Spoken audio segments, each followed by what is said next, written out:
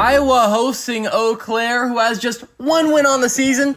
Throw the records out the window because an upset was brewing early. 2 minutes in, Jarius Grissom delivers a looper to Joel Shaw for a touchdown. 3 minutes later, Deshaun Williams takes the end-around handoff to the end zone for the score. Eau Claire starts off hot, 16-0 early. 8:30 in the first quarter. Carlos Rogers finds Justin Brown to get the woo on the scoreboard. First and goal, still the first quarter. Grissom to Vincent Wilkerson. Eau Claire rolling up by a couple scores. Middle of the second quarter, Carlos Rogers sees the blitz, runs right up the middle, 18 yards to pay dirt. 2 minutes to go in the first half. Rogers throws on the run to JoJo Albright. Iowa down by 9. Signature Shelley for good measure. 5 seconds left. Eau Claire has the ball at the 1.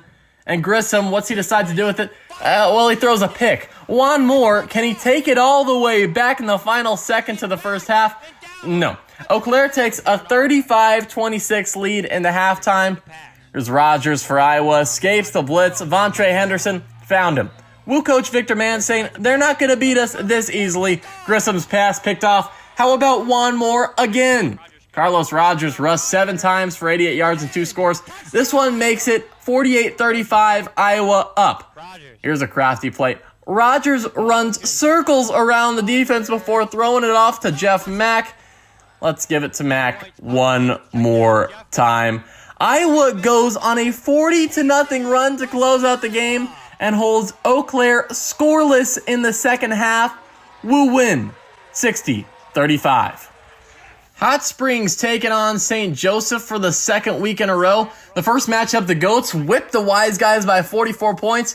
This game was closer. St. Joe didn't have an easy time on offense as their last. Roderick Chapman picked off 2 passes from Angelo Trujillo. What's the recipe for success? Throw it up to Aaron Dilworth and he'll come down with it. Flipping over the wall and mossing the defender. What an unbelievable catch by number 1 in red. 20-6 Hot Springs leads at halftime.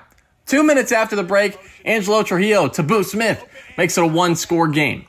A long 4th and goal. Jordan Ambrose trying to find Aaron Dilworth once again. Can he come down with it? Yes, sir, he can. Juggling catch. How about go celebrate with the fans? 27-13 Wiseguys. Angelo Trujillo and Boo Smith connected for 2 touchdowns. This one the full length of the field.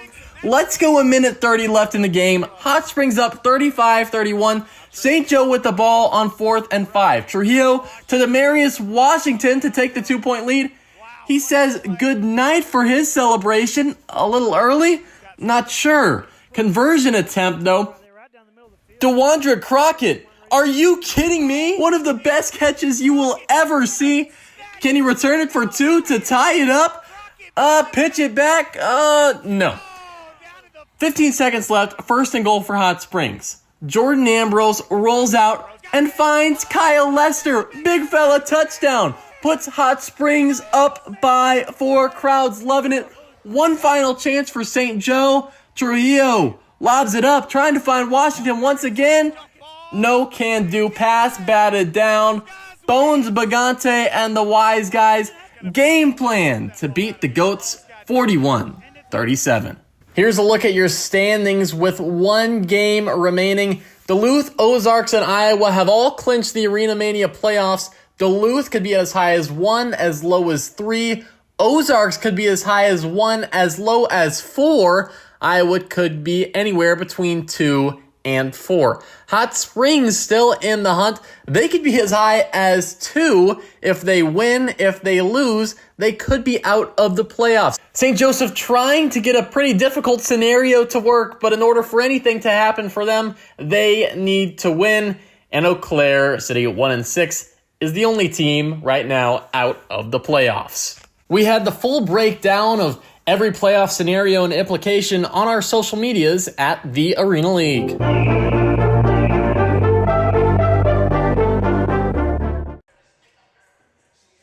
All right, good evening and welcome to Bank OZK Arena and Oaklawn's Arena League football field. I'm Steve Henson, joined by Iowa Woo head coach Victor Mann.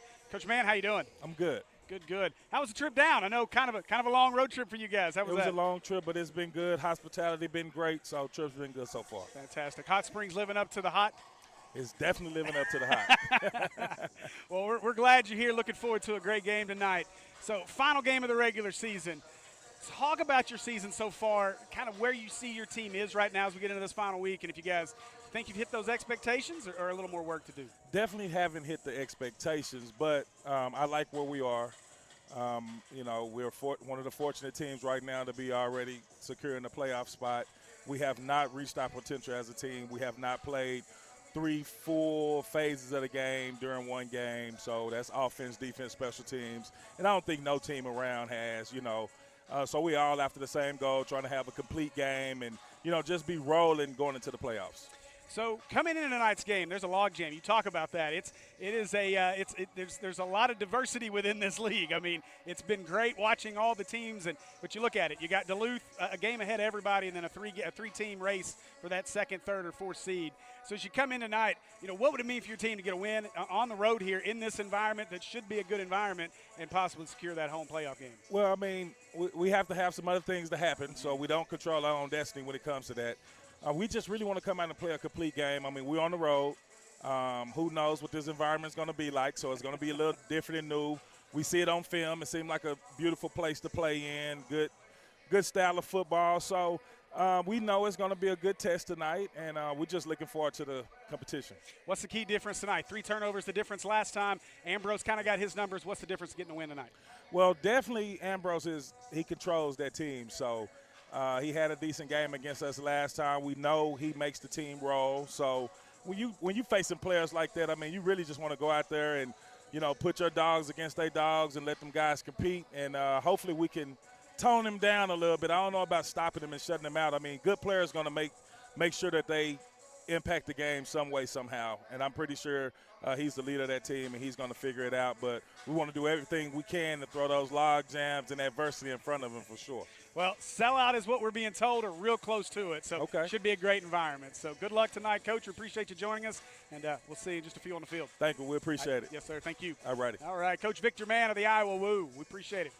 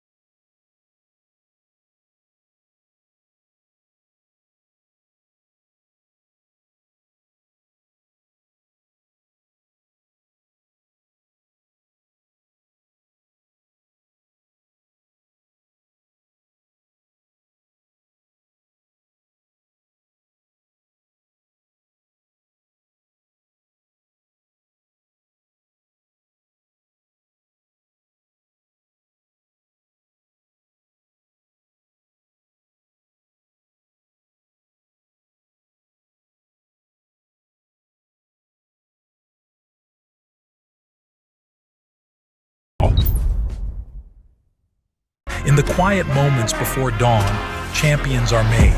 Every fan, every athlete, every moment counts. It's not just a game, it's a passion that unites us, drives us, and makes us strive for greatness. Greatness is wherever fans connect and call home. We believe in the power of the community. We believe in turning passion into action. We bring fans closer and transform loyalty into unforgettable experiences. Join us. Make every moment matter. Fan Club. Get your fans in the game.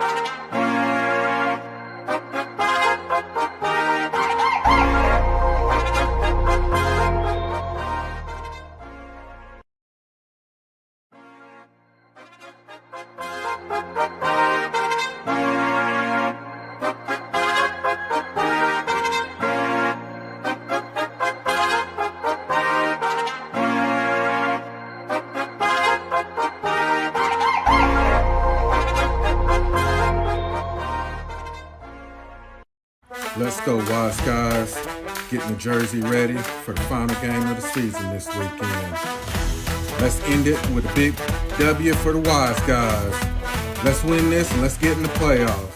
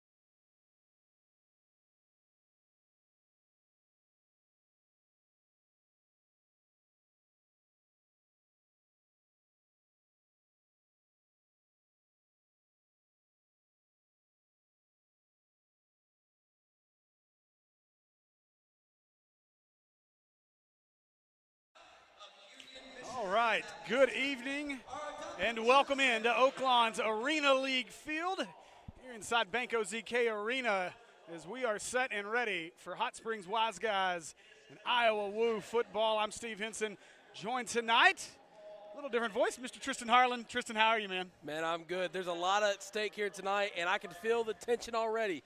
Game hasn't started yet, but there's a lot riding on this game. Yeah, this is big. You look at, and I talked with Coach Bones a little bit in pregame, and you look at an expansion team, a new team into the league, and they step in and they immediately come in and are vying for that number 2 seed, and to get to host a home game inside this building. Well, the thing is that there's going to be a big adjustment for the Wiseguys tonight, and it's kind of a little bit of a heartbreaking scenario for them, but I'm sure they're going to be able to come over with a win. Yeah, it should be a good one. Obviously, we've seen how this team has played throughout the year. They're looking to avenge a loss early in the year, a 44-26 setback to this Iowa team. In a game, when you look back at the stats, Jordan Ambrose did his thing. The offense moved the football, but they could only get 26 points on the board, and it's kind of been the story of the season. We know how good this Wiseguys defense has been all year long, but then you look at, once they get into that Bud Light red zone, they've not been able to get points. And when you look back at that last matchup, Ambrose, I think he had a little over 300 yards in that game total between rushing and passing. Had an absolutely phenomenal game, but only 26 points on the board. But the big piece to that was 3 turnovers. And we talk about how important it is for this Wiseguys team defensively to come out and set the tone. Well, Iowa did that last time. Wiseguys look to get that little bit of revenge here tonight, but more importantly is get that number 2 seed and host a home playoff game in front of what is quickly becoming a packed house here at Banco ZK Arena. Right, and the number one thing for the Wiseguys tonight is they got to figure out a way to protect Jordan Ambrose. I mean, you go back to last time we were here in this arena, and he had no time to throw. He was constantly getting blitzed. He was constantly having to escape that pocket. And if he doesn't have more than 2 seconds to throw, he's not – yes, he can run, but how many times can he run before he starts to second-guess himself through the air? Yeah, and the job is only harder for Jordan tonight because our very own Dilworth corner not available tonight. No Aaron Dilworth in this one. And so here we go as DeWandre Crockett, who showed out last week, looking to do the same here, nearly breaks free as he's brought down across the 15, just shy of the 20. They're going to mark it right on the 20, and it'll be 1st and 10 Wiseguys to get things started. Yeah, definitely going to be expecting to see in this first drive for the Wiseguys is how do they move the ball through the air without Dilworth? I mean, because he's such a crucial part of that offense.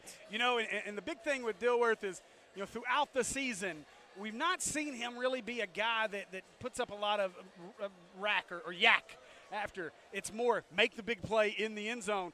So it'll be interesting to see. Very own Robinson center Travion James getting the start tonight in his place. We'll see what he can do. This one over the middle, caught, and they get a number that's not on our roster involved on that one, and so we'll figure that out, as that is number 15 on the catch.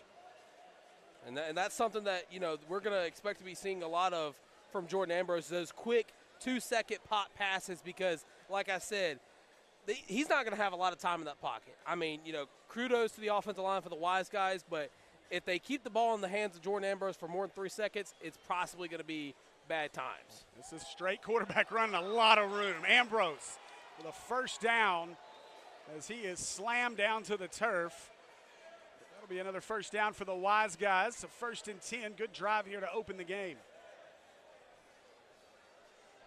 You know, in that previous matchup, Ambrose had over 100 yards rushing in that game. 239 through the air, 104 through on the ground. So, I mean, they found something against them last time, and already you're starting to see them operate it here early in this one. It was Evans, the motion man, as Ambrose. He's going to take off again. Good blocking by Dorsey. Ambrose going to be slammed into the walls. He gets inside the 5-yard line. It'll be 1st and goal, Wiseguys. And once again, it's the Ambrose show. Right, eliminating that quarterback run now from here on out with them being in the Bud Light red zone. But something that we haven't mentioned yet, and you can correct me if I'm wrong in this stat, but the Wiseguys are undefeated in revenge games. So with it being here at home, it's going to be in for an exciting game. Yeah, no doubt. Now, things change here. Obviously, Ambrose cannot run inside the 5-yard line, so he's going to have to throw the ball as he's got Evans in the backfield with him. He'll fake it to Evans. Got his man wide open. Oh! That one sails on him. Should have been 6. Instead, incomplete as he was looking for Robinson Senator Travion James for the first score of the evening. I just don't think Ambrose, you know, had that ball in his hand the way he wanted it to. I mean, yeah, he had the ball in his hands because that's how he threw the ball, of course, but it just looked like he kind of sidearmed it instead of really releasing it at the ear. So possibly something we're going to have to watch for the rest of the game. Yeah, and it seemed like he found James a little late on that play. James was wide open from the outset and wasn't able to find him, so. Kyle Lester, the hero of last week, back on the offensive line, but he's snapping it, so he's not eligible on this play. James, your motion man. They roll it to the right. Ambrose looking, pumping, being chased. Big man on him. Throws it. Lester can't catch it. And down at the 5. There's the penalty flag. Lester, he was eligible last week, not eligible on this play, and that'll be a penalty on the Wiseguys on back things up. Well, and look, as a bigger guy myself, you love seeing the big boys get involved. Whether that's in the passing game like that or possibly even running in the backfield like a William Perry type run back in the day for the Bears. But, again, you just can't – you got to avoid those middle early mistakes. And with that, you know, I just hate to see that for the Wiseguys. Okay, so thanks to Chris Goodman. I knew I'd seen 15 on the field previously, but that is Vincent Hobbs, former Cleveland Brown. So out there, so some NFL flavor. So illegal touching going to be the call. And you hear the chorus of boos. That is not woo, that is boo. So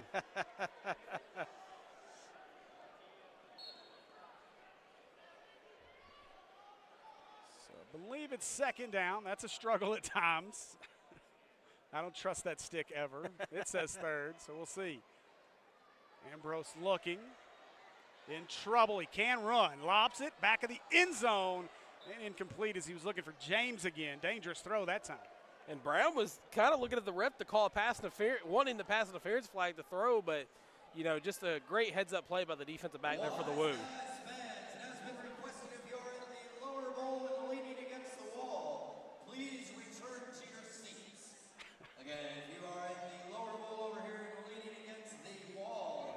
They've got a crowd in here tonight now. We were told roughly 2,500 tickets sold for this game.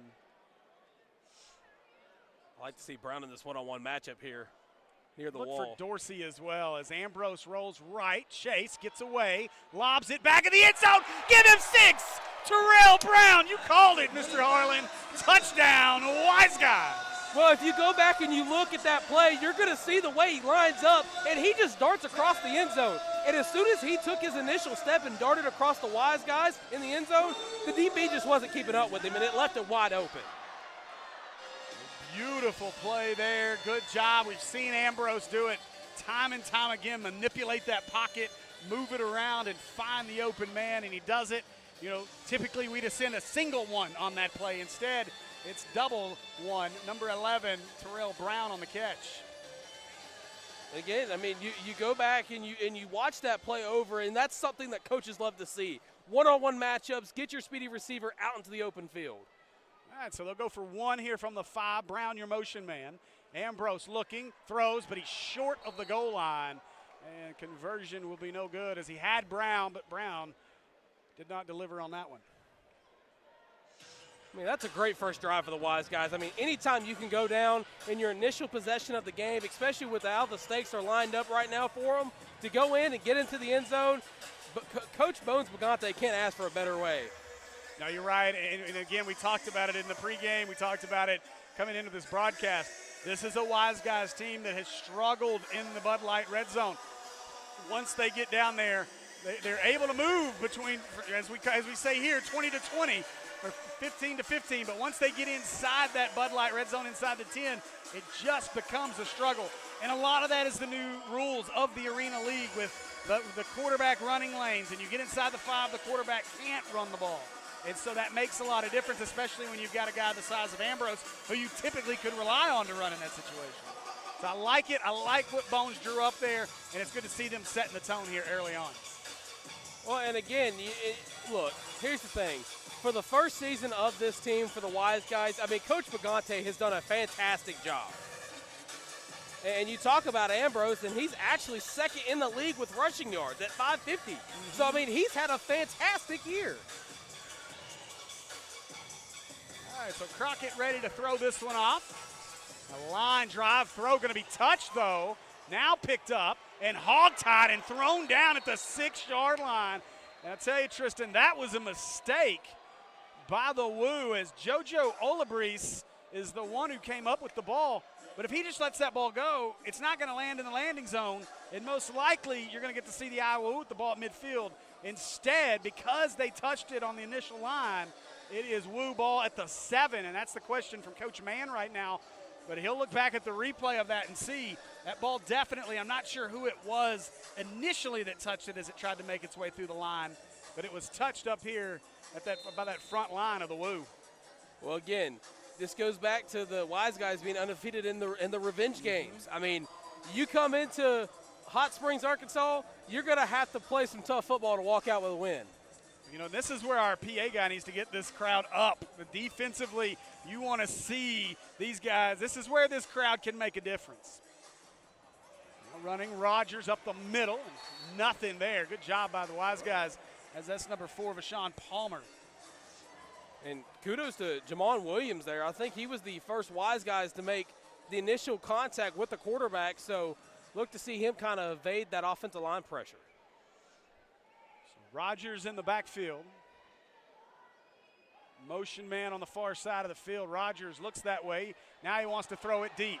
Maybe a hold down there. No flag. And so incomplete. And it'll be 3rd down for the Woo. And I tell you, you cannot get more textbook coverage than that right there. I mean, he didn't grab the jersey, didn't push off, didn't shove. Just a clean hand on the player to get the ball out of reach. That was Vontre Henderson, the intended receiver. Zeno Hannibal in coverage. Hannibal had a great game last week against the Goats. Looking to pick up again here where he left off last week. Motion in the slot. They'll set up a block. Rogers takes off, room to run. He's got a 1st down, cuts inside his man, shrugs him off, and knocked out of bounds as he gets close or across midfield. Phones go flying down there in the Hot Springs Animal Hospital booth, but it's a 1st down for the Woo. And what a great initial block. Sent the man in motion from the backfield, made contact with the Wiseguys, and just opened up that running lane for their quarterback to find the hole and get down the field. And Rogers, a guy 361 yards rushing, so he's not afraid to run it this time, throwing over the middle. Got his big tight end, a struggle to get him down. Whistle blows. Forward progress ruled. It ended, and a little extracurricular after the play. Chapman on that tackle. One thing I love most about the Wiseguys is how physical they are on defense. I mean, you're going to see the occasional touchdown from the opposing team here and there, but when it comes to tackling, the Wiseguys are hitting them hard. Yeah. Definitely a high level of football being played. And so here we go. Rogers, good snap, looking, good protection. It breaks down, dumps it off to his running back, and around the right side, that might be a horse collar. Not going to be, as they say, he had him by the numbers. Didn't get him in the collar, so first down Woo. It'll be first and goal in the Bud Light red zone for the Woo.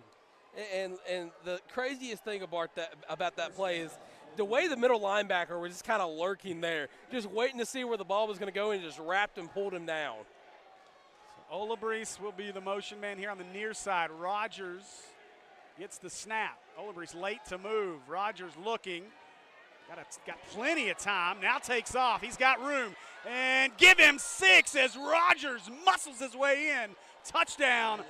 Touchdown, Woo. And that's the difference between quarterbacks who are game managers and game changers. I mean, had nowhere to go on the play. Rogers just surveyed the field and was able to find a running room to get the 6 on the board. And they're going to go for 2. As the cricket sound, this place gets deathly quiet after that score. I like it. We got a great crowd. Give the folks here in Hot Springs, surrounding areas, a ton of credit. The seats behind us are very full. And so, all right, they'll go for 2. Tie game at 6, 7:08 to play, clock running. Rogers now pressure, he gets away from it. Sidearms it, picked, intercepted, Hannibal. He can return it. Hannibal breaks a tackle, pitches it, gets it away. Oh! Chapman had a chance to score. And there's your excitement in the Arena League right there. Nearly 2 the other way instead of stay tied at 6 with 6:53 to go in our first quarter. Well, we were talking pregame about the last time the Wiseguys had an interception in the end zone down here, and you were talking about how you were wanting them to pitch it back. Well, partner, I hope you got it right there. I missed what that call was. Whatever it was, didn't make the fans happy.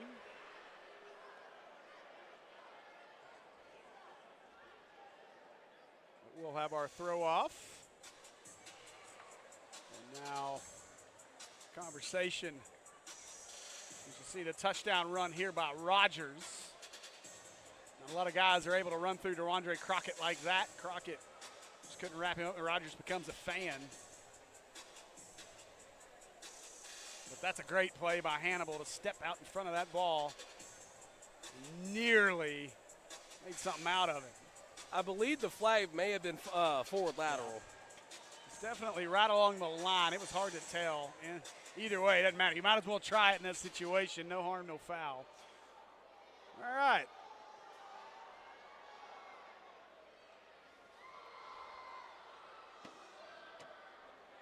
So I believe that's JoJo Olabreese ready to throw off. It'll be Troy Evans to return for the Wiseguys. Olabreese going to go try to hide in the corner before he throws this.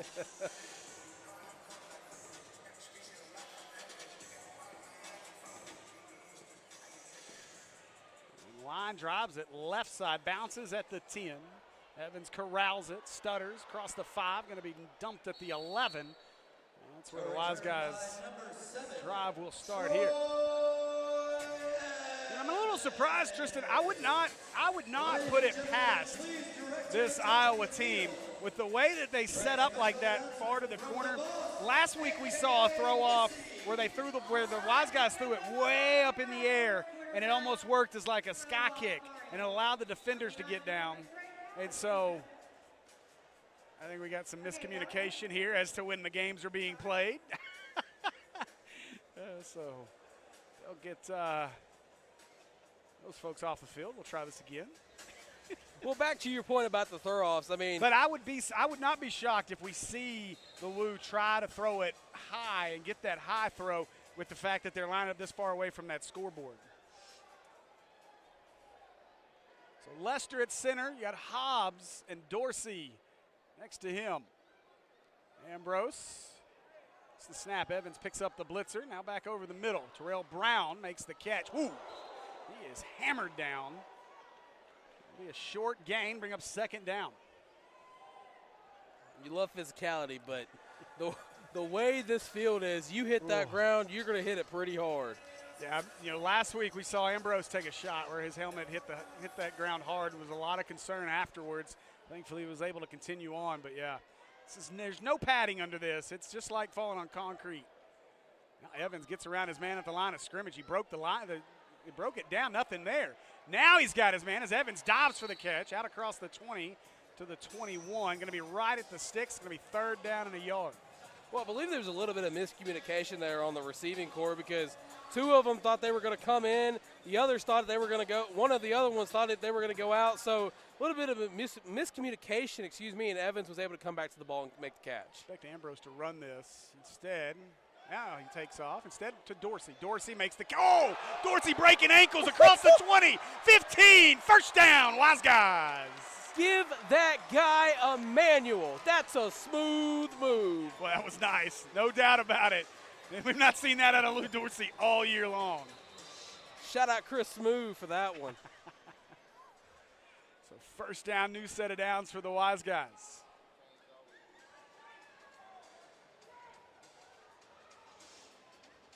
Stoppage. Oh, we got an equipment malfunction here. Wardrobe malfunction, not quite of the Janet Jackson variety. We about had that last week, though, on the Crockett interception, the high-flying one-hander. You know, when I went back and pulled highlight clips, his pants were around his knees when he got up.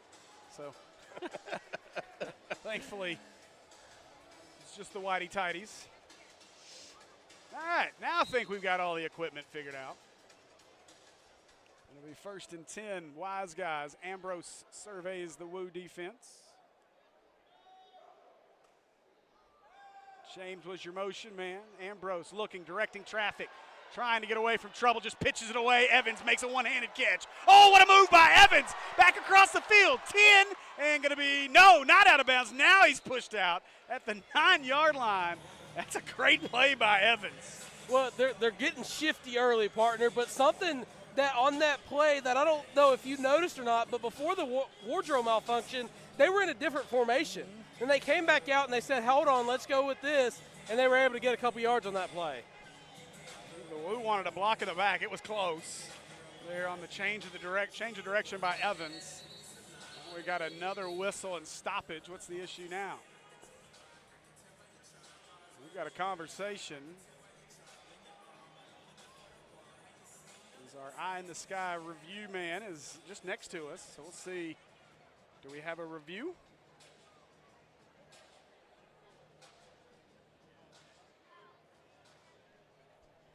See what our white hat has to say.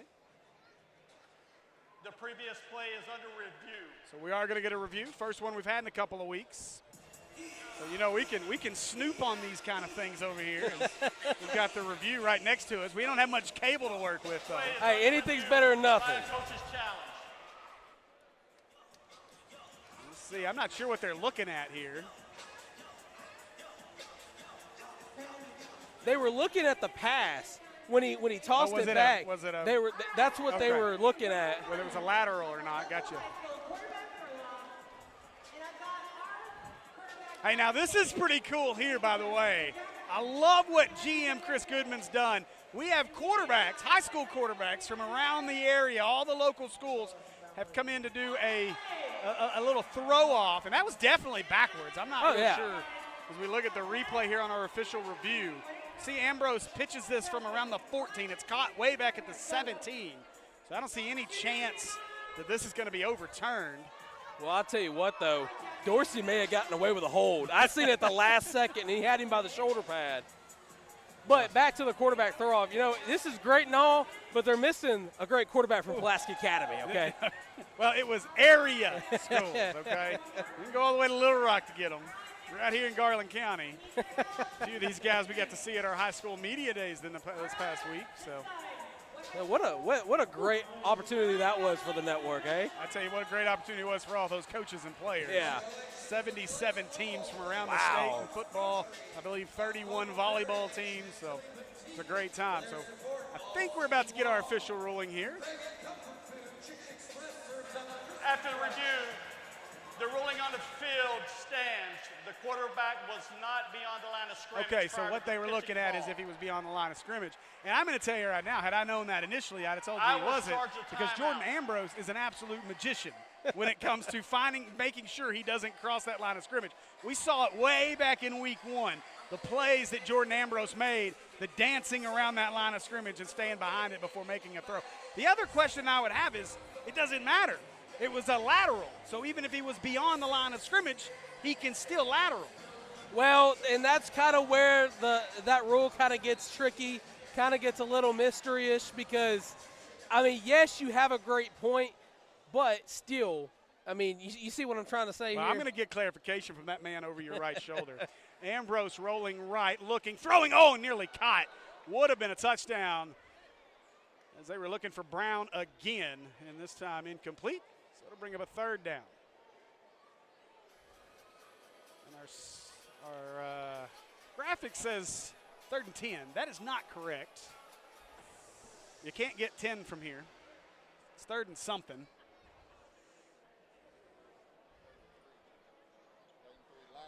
Third down and 3. So need the 5 for a first down. They've moved the sticks to this side, so we can't really tell. Now Ambrose looking, throwing, got his man left side. That's a first down. And knocked out of bounds is Lou Dorsey. So it'll be 1st and goal, Wiseguys.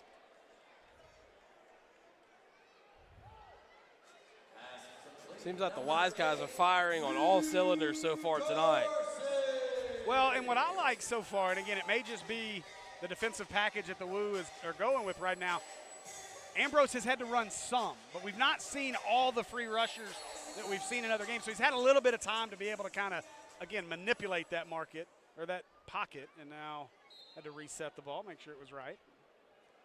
It is at the 4-yard line. So again, reminder, quarterback cannot run from the 5 in the Arena League. So this will have to be a pass of some sort, or they can hand it off. Now they got to hurry, though. 3 seconds, they're going to have to burn a timeout. Well, you talked about Ambrose having to throw the ball more, and I'm almost wondering if Coach Bones Bagante gave him a little challenge in the locker room, said, hey, you ain't got your number 1 receiver. Let's see what you can do through the air. Yeah. You know, the other thing, I'm a little curious. Now, I'd love to know the strategy on this because you think about it. A 5-yard penalty in this situation is not the worst thing in the world. Because if you take the 5-yard penalty and you get backed up to the 9, now your quarterback can run. So you open up another dimension of your offense. Tyler and I talked about that over the last couple of weeks. I'm curious then in that situation if they said, yeah, we'll take the penalty, you know, obviously. We're just going to take a delay of game. If the Woo would have declined it to keep them inside the 5. I'm really curious on that strategy. I've not seen it play out all year. Well, and you know, just speaking for the Wiseguys instance for a moment, I mean, you got to take into account Jordan Ambrose's health. I mean, last time we were here, you saw him take a vicious hit where his head bounced off the concrete floor. He was kind of he was rocked for a moment, but, I mean, it's definitely high risk, high reward. It is, but I also remember Jordan Ambrose diving headfirst into the Hot Springs therapy booth and taking out their entire booth, which, by the way, has grown about 3 times its size and moved to that end zone over there, which is pretty crazy. So I wonder if that just means he's going to dive into that end zone later on, just to make it a little easier and closer for him. Well, with an athlete like Lou Dorsey on the roster, yeah. I mean, I'm sure that's going to be someone he looks at because, I mean, hey, you love to see the players being loose and getting into it. And Lou Dorsey right now, I don't know if you know this because you're a little older, but he's hitting the quad. Why does everybody got to keep bringing up that I'm old? Just because I got gray in the beard now. Come on now. That's not old. That's called children. So we'll try this again. 1st and goal after the timeout. And double motion is Evans and Dorsey. Ambrose steps up, looking, throwing, tipped, and a souvenir for the Oaklawn booth. Well, and here's the thing, okay? I do want to just give a quick kudos to Kyle Lester, the offensive lineman. Took on 2 people on his own there. Yeah. You know, we've seen Kyle Lester do it all. I mean, from being a center, snapping it. So we know he's got the hands because we also saw him catch it last week for the game-winning score. So Kyle Lester is one of my favorites, and he's had a blast out there. So I'm chatting it up with the fans on the way back after he caught the ball earlier that he wasn't supposed to. Ambrose has James and Evans in motion. Ambrose in trouble, and he is swallowed up. Oh, my gosh. Helmet flies off, and let's just hope he's okay because, once again, no padding under this turf, and he was just swallowed up. And let me tell you something, big number 0, he reminds me of a young man that we had at Maumelle a few years ago, now playing at UCLA, wearing that 0 and coming in crushing folks. Although I got to say that my buddy Nico Davio, a little more thin. Well, and again, you know, it was a great play by the defense, but look, you got 2 players coming at you full speed. Kyle Lester just kind of had to take one of them and kind of let the other one go by. Hey, you're going to like number 0's last name.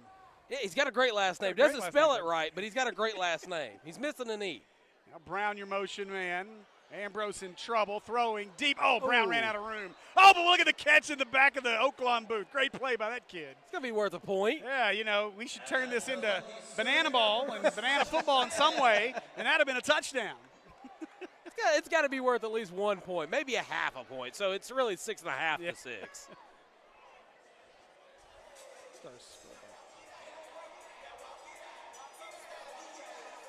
So it'll be 4th down, I believe. Yeah, 4th down, but it's 4th and goal. It's Ambrose without Dilworth. Evans, your motion man.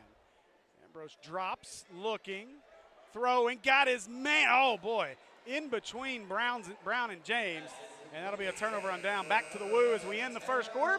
That'll do it for a quarter of play here from Oaklawn's Arena League field inside Bank OZK Arena. We'll be back with more Arena League football after this.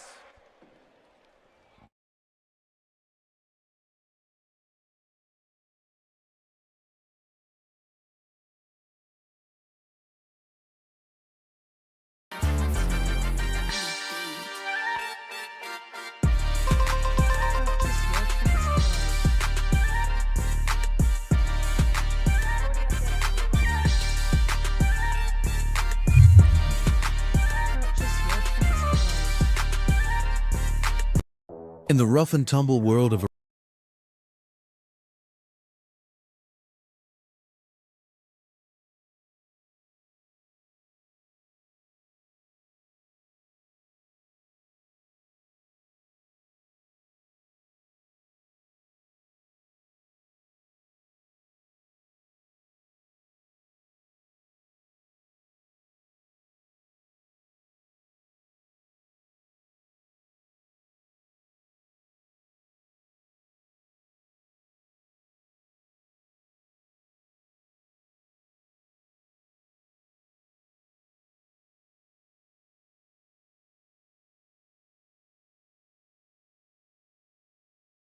posture, fewer groans getting out of chairs, and spontaneous touchdown dances. Because even Wiseguys need a little TLC. Spa City Therapy, getting you back in the game.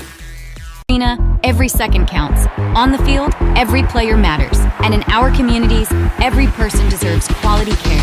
That's why Healthy Connections is proud to be the official medical provider of the Hot Springs Wiseguys, supporting the team and you. From the exam room to the end zone, we're here for your health, your family, and your future. Visit healthy-connections.org or call 888-710-8220. Let's go Wiseguys!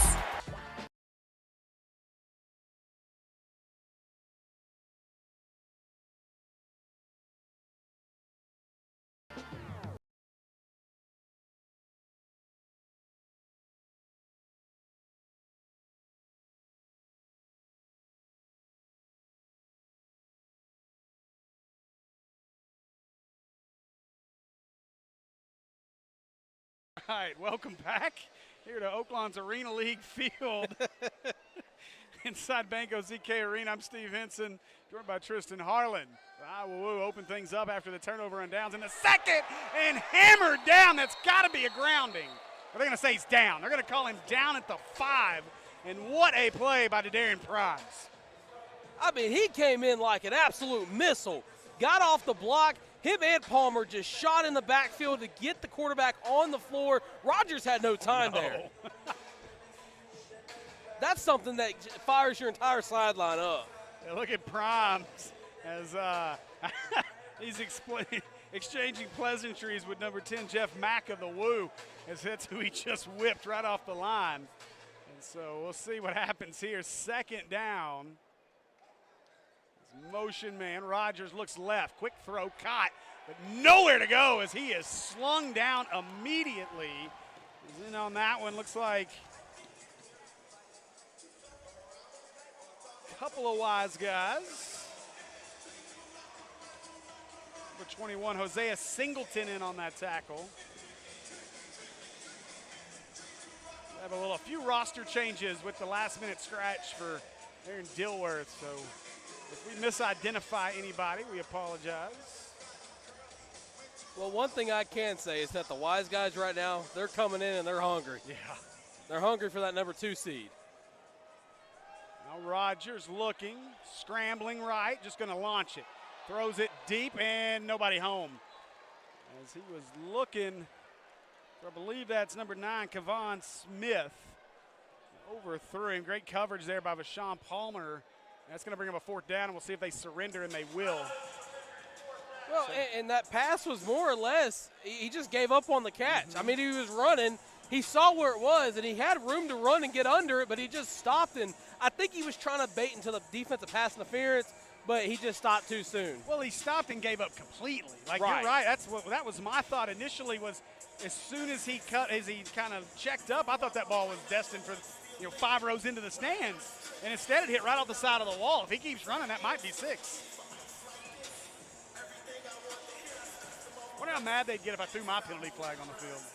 Well, I would say they would ask you to leave, but I think you have enough power that you can kind of say, hey, that's my bad, I won't do it no more. I'm important to the process. Yeah.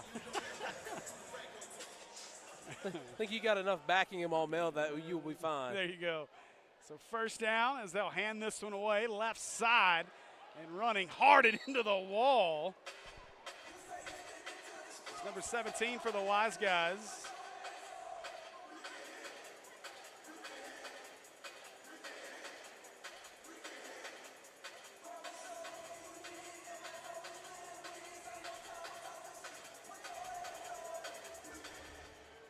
I mean, you got to watch James here. I mean, look at how far back this defensive back is playing on coverage. Ambrose quick throw, got Brown. Brown is wrapped up as he gets out to the 20. Forward progress will bring up a 3rd down and 5.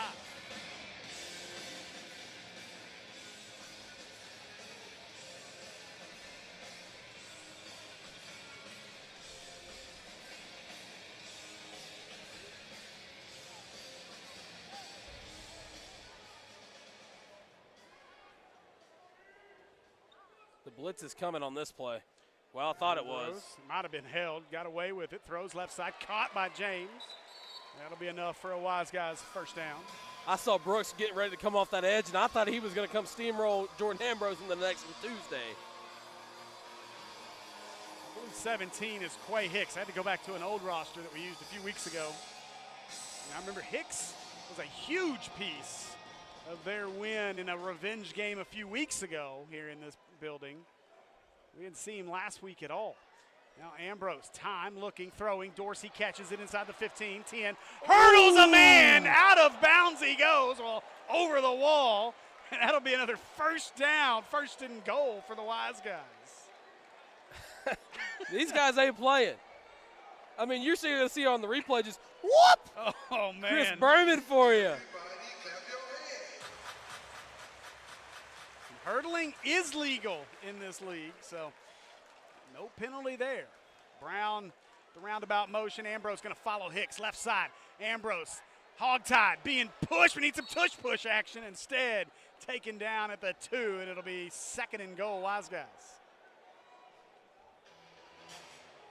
The Wiseguys right now have the Woo on their heels, and I'm not sure the Woo has ever been this backed up before in this season. So it'll be 2nd and goal, down to the 2-yard line. Now, obviously your offense changes a little here, although I'd give it to Hicks. Let him follow prime. That's what they do. Hicks, left side. The Woo thought the same thing as Hicks dumped outside the 5-yard line. That'll be a loss of 4, and it'll bring up a 3rd and goal for the Wiseguys. They had single coverage there for a moment. I thought Ambrose was going to audible out of it and just toss it into the, what we call the Dilworth corner. But again, you know, just a heads-up play by the Woo defense to get back there and stop the run before it really bloomed into something big. All right, so we'll try this 3rd down and goal. Evans, he'll get the handoff. Evans left side, trying to block it up, fumble, lost the ball, ball's out. And let's see. What are they going to say? They say he was down? No. Wow, they are saying he's down. Now, this is where, if you're Coach Mann, I'm reviewing this all day long. You can see our review official already taking a look. That was a fumble. That ball was out. Yeah, well ball. That ball's 100% out. Now, maybe they're saying that, well, I'm not real sure what our call is here. They're going to say that he recovered it? Either way, they're snapping it, yeah. Ambrose looking, pressure coming. Ambrose lobs it. Brown's there. Oh, couldn't come down with it. As Brown took a shot in that corner, and he is slow to get up, but going to be helped up. And that'll be a turnover on downs for the Wiseguys. And once again, the struggles in the Bud Light red zone rear their ugly head here in the 2nd quarter. Try to go for the one-hand catch there, and I'll put it to you this way. If I'm in that situation on 4th and goal, I'm trying to catch it with 2 hands. I'm not going for a spec catch, but I understand why. Well, and you got to think, too, though, when you get in that situation, and this is part of why it is so difficult to score inside the Bud Light red zone in this league. When you get down here, it's suddenly 7-on-6. Right. Because they know the quarterback has to throw the football, so you're dropping everybody. Rodgers, quarterback run all the way across the 20, and Chapman going to finally drag him down, but a big gain for Rodgers as he crosses midfield inside the 20. 1st down, Woo. At the end of the play there, Palmer came on the corner kind of like a jet, and he tried to hit that ball out right before he made contact with the ground, but he was unsuccessful in the try. Well, Rodgers going to audible. Again, one of the unique pieces to this, too. Both coaches are in the offensive backfield, as is our cameraman. Motion. Rodgers looking, got his man, tackled immediately. As Hannibal there to make the tackle.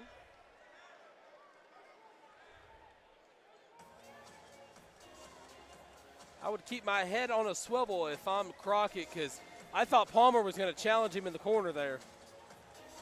I do like some of the play design here out of the Woo. A lot of crossers. 2nd down. They'll hand it away, right side looking. Breaks a tackle, stutters back inside the 10, 5, 4, 3, and down. It'll be 1st and goal here for the Woo as that run, Jeff Mack on the carry.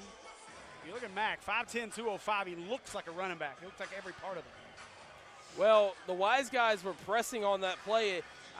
I'm sure they were expecting that crossing play again, but that opened up a big-time running lane. We're going to get a whistle and what do we got? Timeout. 2nd timeout of the half for the Wiseguys. And if anything, this might be almost a catch-your-breath timeout out of Coach Bones. And you can see him. He's out there imploring his defense to get a stop. This has definitely been the easiest drive of the night so far for the Woo. Well, and here's the thing. The Wiseguys, they still have a lot of the momentum from the first drive. They're not in panic mode yet in the first half, but they've got to understand, both these teams have got to understand the fact that, well, the crowd's going to get into it before too long. I love that. That's good stuff. Again, you see a very close to full Banco ZK Arena, and these folks have done a great job here tonight. Give Chris Goodman a ton of credit in the job he's done with this squad. I know they were approaching a milestone in total ticket sales as of about 3 hours before kickoff or throw off, and so just cannot be more excited for that group. And Chris Goodman, of course, our very own Trip Keeter, amongst others. Chris Goodman, our very own as well, color analyst on our Sylvan Hill Sports Network. So excited to get to high school season here real soon. Now they'll hand this one away right side. Oh, what a hit, but a touchdown. Give him 6, I believe. Oh, they're going to mark him short. Actually mark him at the 1, much to the chagrin of Henderson. I thought he was in as well. As soon as you make contact with that wall, you're out of bounds. And he as did long it. as you're forced into Right. it. Yeah. See the replay here. Right there, boom. Whew. Yeah, he was turned. That's the problem. It is back to the goal line, so ball was not over the line. So they'll try this again on 2nd and goal. Now Rogers, he can't run it. Rogers in trouble, and he is swallowed up at the 4. A little bit of extracurriculars going on in the end zone, but if he would have got that ball off, that's going to go the other way for 6. Look at this play. Rogers was stuck in no man's land where he can't run it, couldn't pitch it, and just had to survive for another play. And that's what you like to see from your defense. 3 to 4, the same guy in the same color jersey, swat to the ball. Get the guy down. Do not allow second chance yardage, and that was a great defensive effort by the Wiseguys. Once again, this will be a snap from the 5. Rogers not a threat to run. Motion man Brown, they look that way. Brown tipped away. What a play by Crockett in the end zone. And that'll force a 4th and goal. Well, that's going back to what I said earlier. Crockett's got to keep his head on a swivel, and right there, as soon as the throw's there, he knows he's got to get that arm in there because he's not in position to make the pick. Well, that looked like 6 off the throw, off the hand of Rogers. Looked like 6. So give Crockett a ton of credit. We've seen Crockett make some great plays and doing well in this one. All right, 4th down. Motion man Brown. Rogers looks, lobs, back of the end zone. Too much. Nobody home as Rogers is incredulous with himself. That'll be a turnover on downs. And I'd say the timeout was a smart move by Coach Bones. Oh, 100%. And on that play, you could go back, and these coaches are probably going to watch it 500 to 600 times because that, as much of a textbook throw as it's got to be, Rogers has got to understand that these fields are not the same as a college or an NFL field or just a traditional football field. You can't lob it up from that standpoint of where they were on the field. Well, you can if you got a deal worth. Oh, well, yeah, but. Which neither team has. Oh, tonight. yeah. But no, you're right. And I mean, that's the play there because again, we talked about it on the Wiseguys drive. You're 7-on-6 football in that time because your quarterback cannot do anything but throw. And I'll tell you, Ambrose is one big play away from completely taking over this game, and I'm sure it's going to happen on this drive. You saw it again. We saw it, in the previous matchup. They just couldn't put points on the board. Looking to change that as we're under 5 in the half. Maybe some miscommunication as he looked for the RPO, but nobody there. And now a souvenir as that one goes in the stands. As it's complete, but a fan walks away with a special souvenir. I like that. That one, the guy that gets the ball, that ball was rocketed off of him. He didn't make the catch. Lady in front of him found it and gave it to him. So rewarded for the probably pain that he got.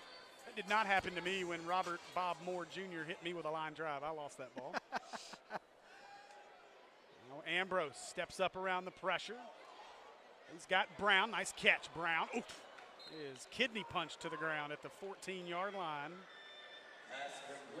That'll bring up a 3rd down. I almost think he caught it one-handed. He did. I mean, he controlled it and brought it in, controlled it with his body, but I'm telling you, we're probably 1 to 2 plays away from seeing Ambrose run all the way to the end zone. I think this would be an Ambrose run here. He'll probably run right behind, and he does, as they'll go quarterback draw. That'll be enough for the 1st down. Ambrose lost it, but was down. And I mean, it doesn't hurt to be able to follow a guy like number 17, Quay Hicks. That's quite a body to be able to chase behind. So between Hicks as well as Hobbs up there, and then you got the big man at center. There's a lot of beef in front of you here. Down to 3.5 to go in our first half. Again, reminder, clock runs continuously until inside 2 minutes. Motion James, they'll give it away this time. Hicks, left side. Hicks trying to run folks over. Instead, he'll be knocked out of bounds as he gets across the 20 to the 21-yard line. Bring up a 2nd down, and what looks to be about 8. That's received by number 8, Lou Dorsey. Not sure what our PA guy's looking at because that was definitely not Lou Dorsey. I think he fell asleep on that play. Wasn't even a pass. It was a handoff, sir. This time they're going to throw is Ambrose. That's hands to the face, not called. Now they'll lob it. Oh, boy. That's a tough catch for Brown. As that is number 9, Kevon Smith. And Smith, that play was telegraphed. He saw it coming from about 15 yards out, took advantage. Well, I mean, you're going to see right there, defensive guy comes over the edge, and as I like to call a pass like that, a hospital pass, because, I mean, you throw a little bit too many of those, you're going to put your guy in the hospital.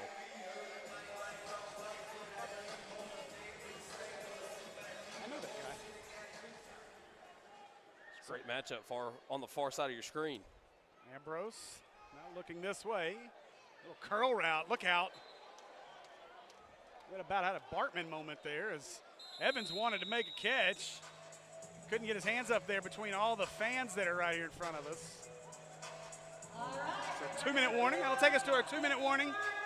And we'll be back with In football, the goal is to avoid collisions, but on the road, sometimes collisions are unavoidable. When your car takes a hit, don't throw in the towel. Turn to Iowa Auto Rebuilders. With our full-service facility and excellent workmanship, you'll receive high-quality auto repairs and a hassle-free experience. Visit our website at iowaautorebuilders.com to learn more. Get back on the road looking and feeling like a winner with Iowa Auto Rebuilders, where collision meets precision. Whether you're looking to gather with friends or need a great location for a company party or corporate event, Maple Lanes is the place. You're sure to have fun with 28 bowling lanes, pool tables, pinball machines, and other party games. Why not up the challenge with Iowa's only duck pin bowling? Kingpin Social has a wide variety of great food and drinks to top off your experience. Whether it's 2 people or 200, Maple Lanes has you covered. Try 2 different restaurants located right in Denver, Iowa. Alley Cat's Grub House and Firehouse Pizza and Wings. Alley Cat's Grub House features breakfast, signature sandwiches and sauces, Matt's Mac and Cheese, Tex-Mex, and more. Also try Firehouse Pizzas and Wings, where they make their own in-house smoked bone-in wings, pizzas, flatbread, cheesy Alfredo buns, monkey buns, salad bar, and more. Catering options are also available. Visit us today, and we promise you won't.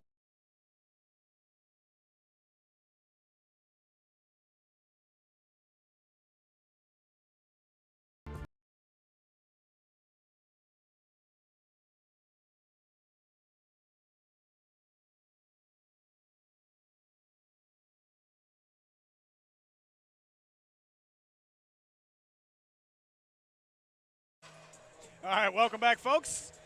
We are live here in Oaklawn Oaklawn's Arena League field inside Bank OZK Arena. 4th down for the Wiseguys, big play. Ambrose drops, got time. He's going deep, he's got a man. Crockett by himself, give him 6. Touchdown, Wiseguys.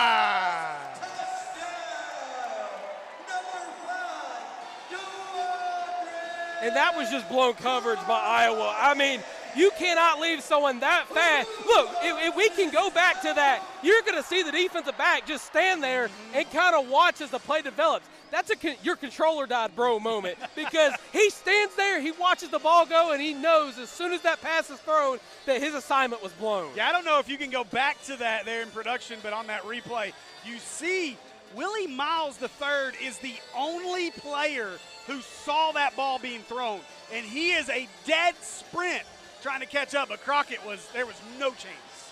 Yeah, and again, I mean, as a coach, as a player, as a fan of a team, you love those moments. And right there, that's a huge momentum shift. Replay. After this. Evans motion. Ambrose looking, wants Dorsey, tipped, and caught! Oh, tip drill for 2! As soon as that initial play the ball was thrown, I kind of had a feeling it was going to happen, but I didn't know if the heads-up play was there. But man, oh man, the Wiseguys are in control. What a play by Hobbs to still be in on that play and make that catch off the tip. We'll see that one on replay here in just a minute. This is the touchdown throw to Crockett, but you see the play here. Hobbs was begging for it. Instead, he went Dorsey, off Dorsey's face mask, and somehow Hobbs ends up with it anyway. And that's a heck of a scoring drive with 1:45 left to go here in the first half. As it is a 13-6. I said 2. They went for 1 on that play. So 13-6. Well, it was a great play, great PAT, but a great highlight package put together by replay out Jonathan Webb over there.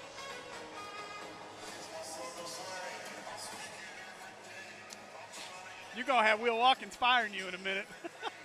Wouldn't be the first guy. But I mean, again, you go back to that play, and I believe the defensive back was playing a five deep zone, but instead of playing a true zone, he kind of switched to a man-on-man. But once that initial break on the ball was made and he kind of cut to the end zone, I want to say he just didn't know what the route was. But, I mean, you watch this, you prepare for this game. You prepare for the game, and you know it right. Yeah, sometimes words are hard. Sorry. English, even though it's my first language, I struggle with. Apparently, I struggle with the English language, according to Trip Keeter. I mean, hey, they can have that after the game. Halftime, whatever gets you going. This isn't Blue Mountain State, my friend. I hear there's a place up the street that'll make you feel like it, though. This is a PG show, boss. It's a PG show. Oh, no. PG's our high school broadcast. Hey, whatever's best for business. All right, so it'll be Iowa football here from the 5. 1:45 left in the first half. And, boy, if you're the Wiseguys, you got to be happy with that score. Now, defensively, got to step up and get a stop here and take this 13-6 lead into the break. Rogers, motion man. They look that way. That one's short, incomplete. Second down. That's lockdown coverage by Hannibal. I mean, he pressed, he put hands on the receiver, and he did not allow that cut to happen, and it just got overthrown because of the initial press. I'm not sure that one ever had a chance. Rogers, I'm not sure that ball slipped coming out. But, you know, I like what Hannibal's doing because, you know, they say hold could be called on every play, PI could be called on every play. Hannibal could have got called for PI, but what he did was he kept those hands inside and hit them and got just enough of the jersey to get the guy off his route. Rogers now wants to scramble, and he breaks free of 2 tackles as he hits the circle button a couple times. And it'll be second down after the tackle by Taylor Hunt. Well, and you go back to that pass play earlier, but I can remember even back to when I was playing in high school before I initially moved to Arkansas, is that our coaches would tell the defensive linemen the same thing they tell the DBs. Well, as soon as that ball snapped, you fire your hands into that opposing player to throw them off. Now a big third down here for the Woo. As Rogers looking, wants to go left, throws well out of bounds. As, guitar gets taken out. We're going to have a live concert. Hey, there you go, Mr. Couples. Good job. Make sure you clean things up. As it's complete, that'll make it 4th down. So 4th down. We'll see. The Woo go. This will be surprising. They will not. They're going to surrender. So the Woo will surrender. It'll be Wiseguys footballs. We'll switch sides of the field. And with 58 seconds left in the first half, Wiseguys got a chance to have a 2-score lead as we go to the break. Important, just 1 timeout left. Clock does stop, though, with incomplete passes. Plays ruled out of bounds. So that's the one difference. The only time your clock stops, inside of 2 minutes of both halves. Well, and the song choice right now could not have been better. I Want to Rock, the Wiseguys want to rock, and let me tell you, right now, they're rocking the lead.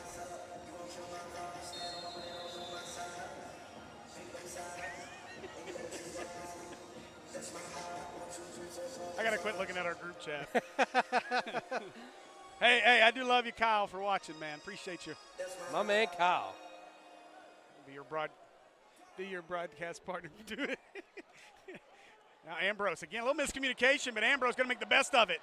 Oh, look at the block by Hobbs. Hobbs just turned around and chose violence. Well, football's a violent man game. He just became the man on that play. Hobbs was like, wait, my quarterback's in my lap, and he just turned around and started shoving people. Looked like that bouncer when Darren McFadden got kicked out the club at Willie G's back in the day. Okay.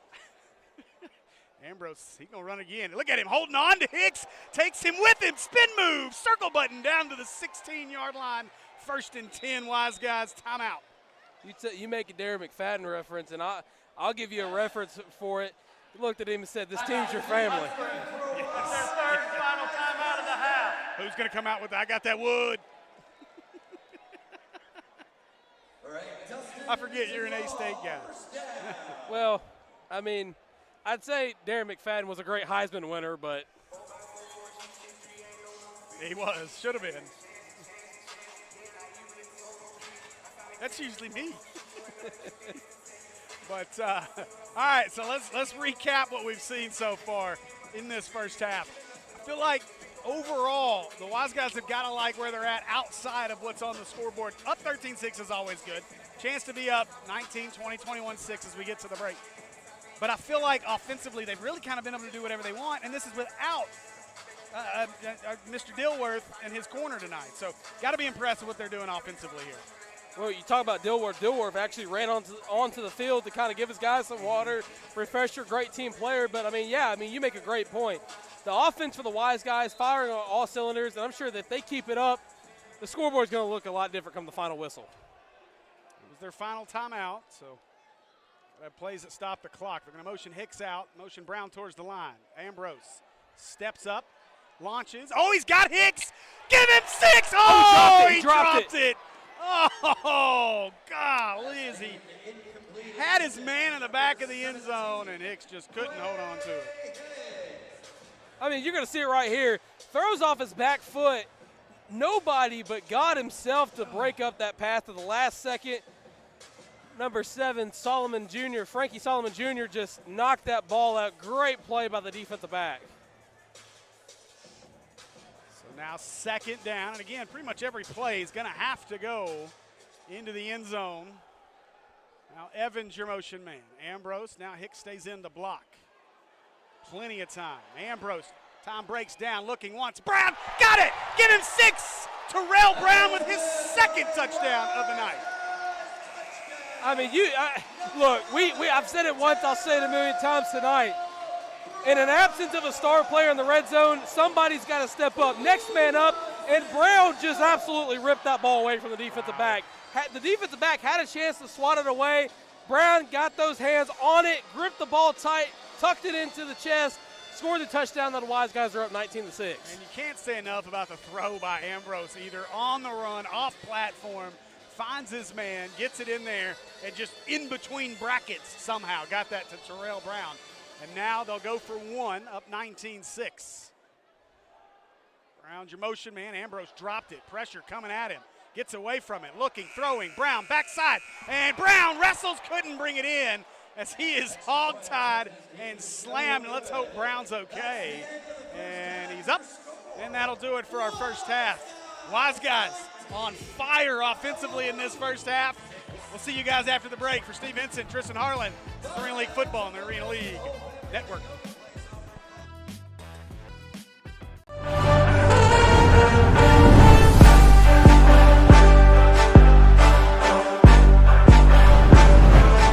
We don't take no L.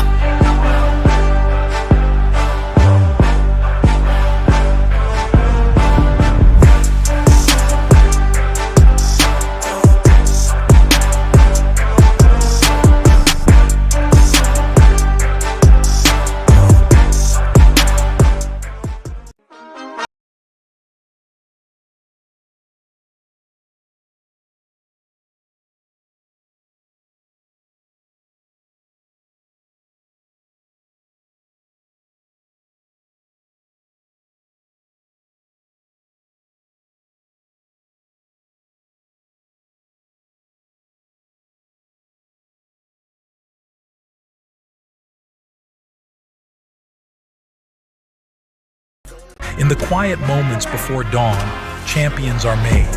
Every fan, every athlete, every moment counts. It's not just a game, it's a passion that unites us, drives us, and makes us strive for greatness. Greatness is wherever fans connect and call home. We believe in the power of the community. We believe in turning passion into action. We bring fans closer and transform loyalty into unforgettable experiences. Join us. Make every moment matter. Fan Club. Get your fans in the game.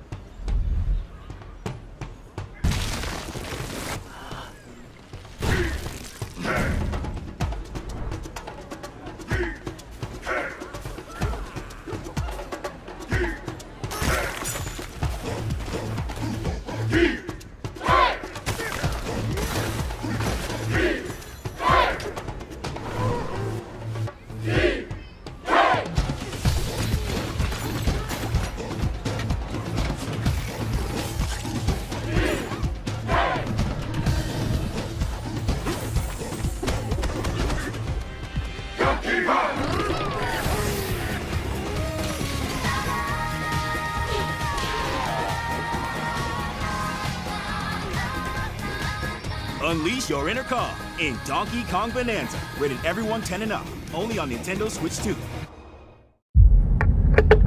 Jump Psychological Assessment in Progress. Subject 003. Jonathan J. Kabongo. 28. Tactical Fitness Trainer. Toronto, Ontario. Confirmed. What will follow is some simple word association. For example, I might say strength, and you might say rest.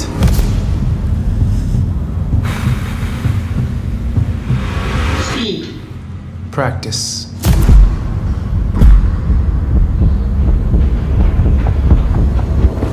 Defeat. Unbannable. Clever. Pressure. Peace.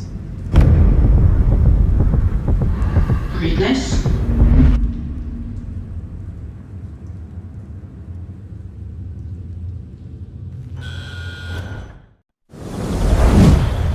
That's the spot.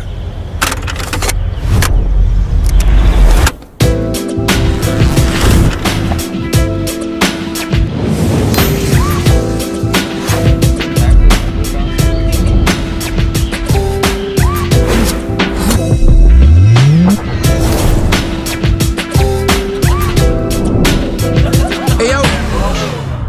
A pizza for happy campers?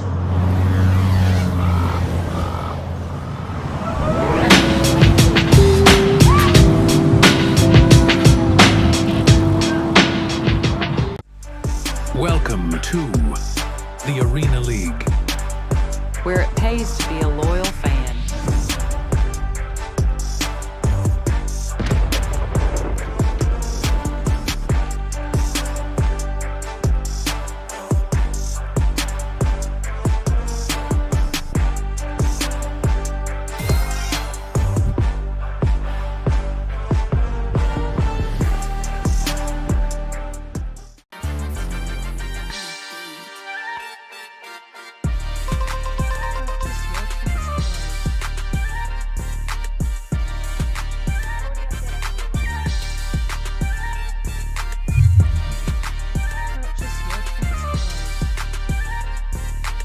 Oaklawn in Hot Springs is home to amazing weekends and unlimited possibilities.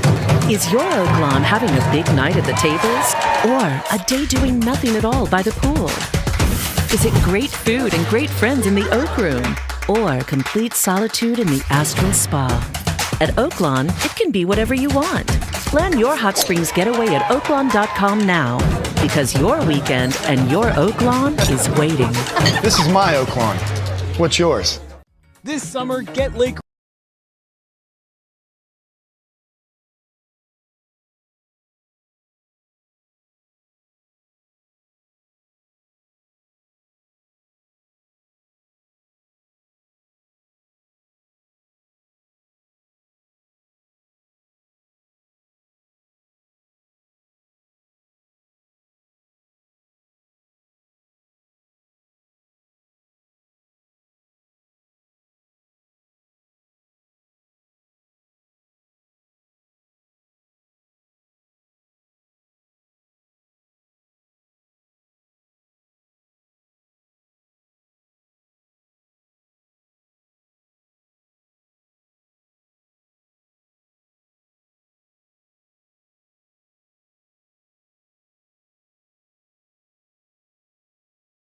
humble world of arena football.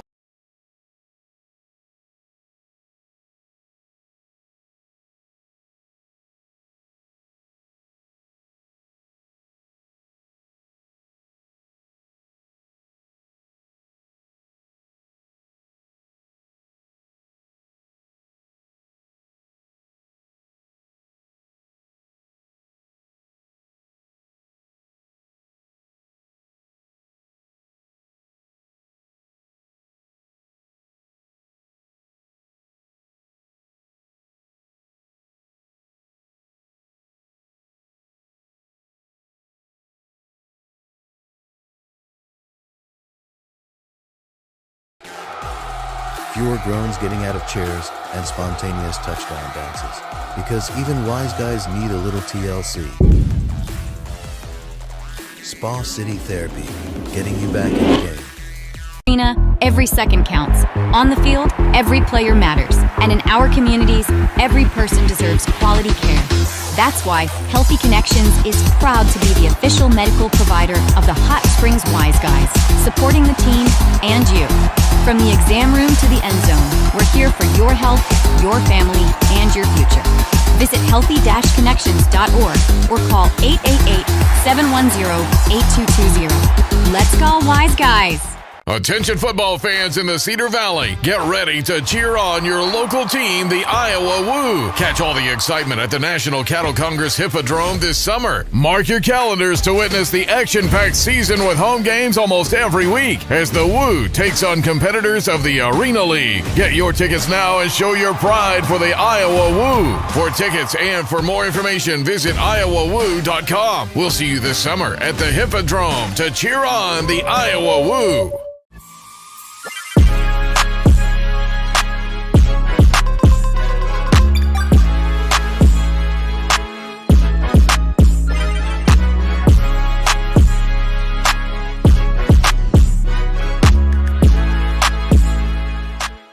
I'd like a number 2. Husband drove into the mailbox. You've got it. Hey, Pete, the usual? My grandson hit the car with the baseball. Give me a number 7, please. Odell Collision. Unbeatable repair is back on the menu. It's slam dunks and table talks. New wheels and Oldsmobiles. Lookalikes and looks like a party. Your life is a series of snapshot moments. With Cedar Valley Hospice, you can continue creating memories worth a second look and make each moment matter. Add to your story with Cedar Valley Hospice. Bring the entire family out for a fun-filled day at Cadillac XBC. Whether you are looking for an exciting game of laser tag or a thrilling VR experience with HaloGate, or looking to win that big prize in the Arcade and Redemption Center, we have you covered. Why not try your hand at the newest and hottest bowling trend with hyperbowling? No matter your skill level, you are guaranteed to have a blast. Cadillac XBC, your Waterloo Family Fun Center. Cedar Valley Sportsplex is family-focused. We offer childcare for kids while you work out, or they can enjoy various youth sports and activities. We also have party packages for birthdays. Check out cvsportsplex.org to learn more. Try 2 different restaurants located right in Denver, Iowa. Alley Cat's Grub House and Firehouse Pizza and Wings. Alley Cat's Grub House features breakfast, signature sandwiches and sauces, Matt's Mac and Cheese, Tex-Mex, and more. Also try Firehouse Pizzas and Wings, where they make their own in-house smoked bone-in wings, pizzas, flatbread, cheesy Alfredo buns, monkey buns, salad bar, and more. Catering options are also available. Visit us today, and we promise you won't leave hungry. Whether you're looking to gather with friends or need a great location for a company party or corporate event, Maple Lanes is the place. You're sure to have fun with 28 bowling lanes, pool tables, pinball machines, and other party games. Why not up the challenge with Iowa's only duck pin bowling? Kingpin Social has a wide variety of great food and drinks to top off your experience. Whether it's 2 people or 200, Maple Lanes has you covered. Let's go, Wiseguys. Getting the jersey ready for the final game of the season this weekend. Let's end it with a big W for the Wise Guys. Let's win this and let's get in the playoffs.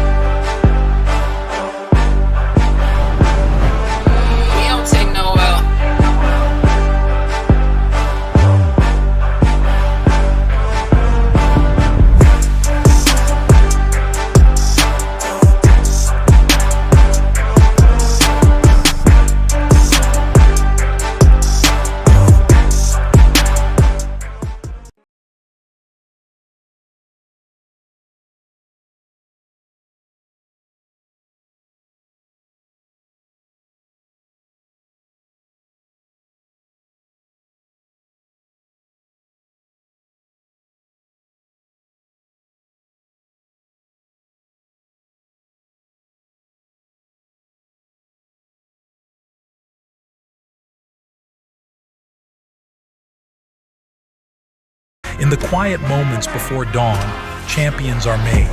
Every fan, every athlete, every moment counts. It's not just a game, it's a passion that unites us, drives us, and makes us strive for greatness. Greatness is wherever fans connect and call home. We believe in the power of the community. We believe in turning passion into action. We bring fans closer and transform loyalty into unforgettable experiences. Join us. Make every moment matter. Fan Club. Get your fans in the game.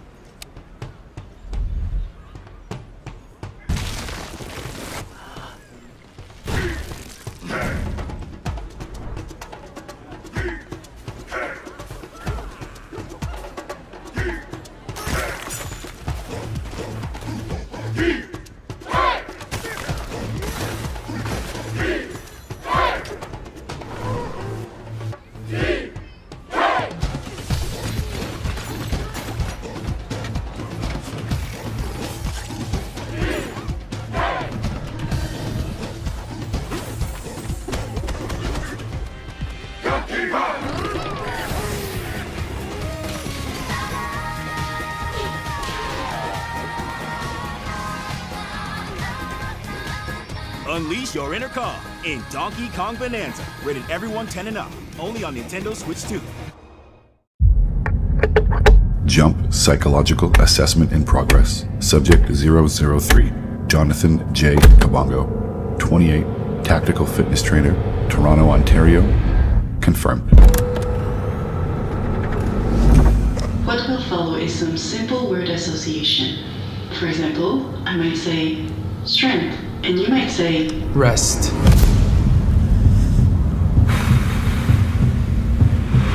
Speed.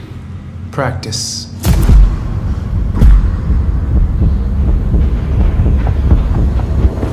Defeat. Unbannable. Clever.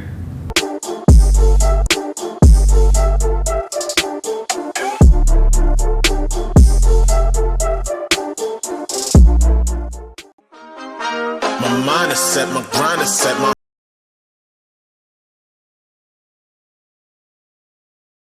mind is set, my grind is set.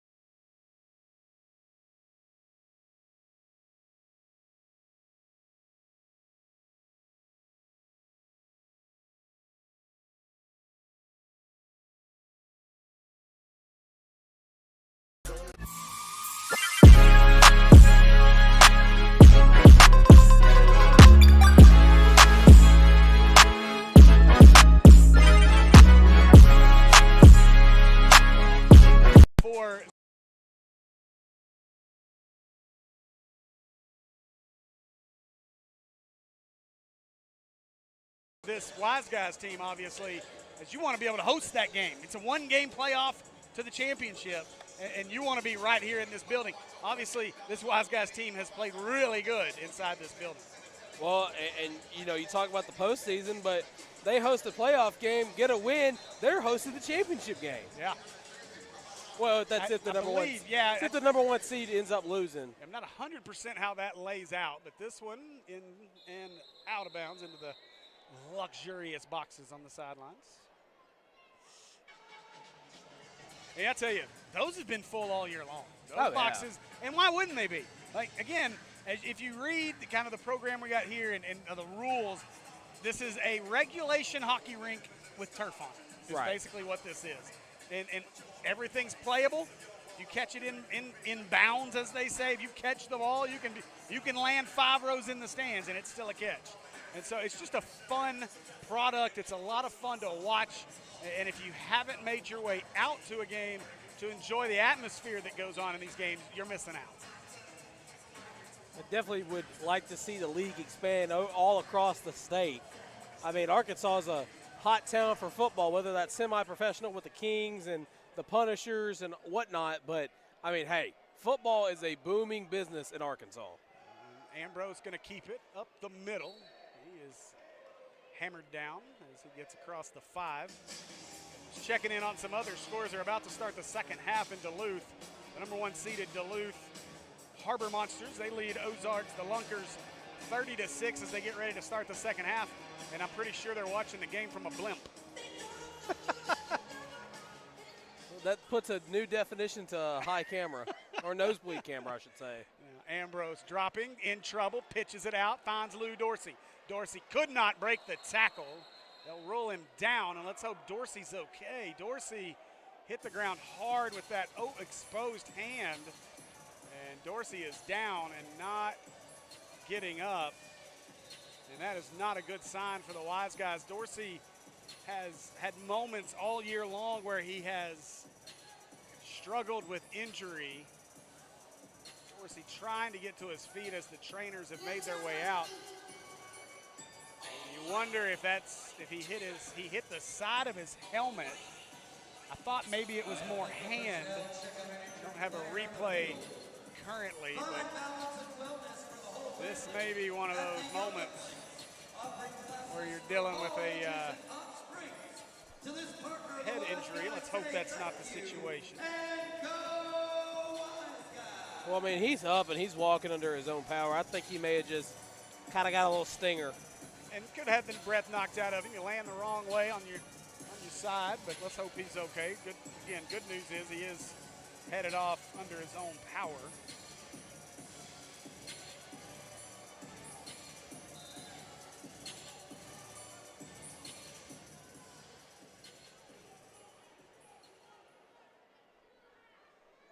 Second down as Ambrose gets the snap. Pressure, oh my gosh, right up the middle, and this is most likely going to be a safety. They're going to say incomplete, and there is a receiver in the area, and that may be the piece that saves them. Our officials are going to get together, and one way or the other, there's going to be one side very unhappy about this call. There it is. And so it's going to be an intentional grounding that's happened in the end zone, so it should be a safety. Intentional grounding, offense. Also down. The quarterback is in the end zone with a foul occurred. Results in a safety. Well, our replay official is beside us looking the play over. Yep. And it is confirmed. Our replay official has confirmed that it is a safety. And I thought so live that was going to be the call. Ambrose was a little surprised by the blitz that came right up the middle. I think he picked up the blitzers on the outside, but was surprised by that blitz up the middle. And now all of a sudden it's a field goal game, even though you can't kick field goals to tie it.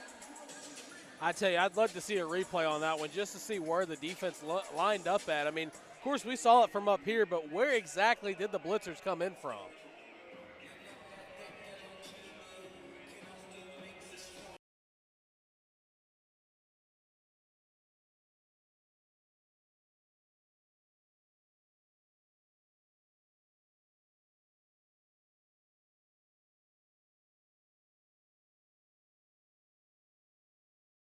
Well, regardless of the fact, here we go right here. There we go.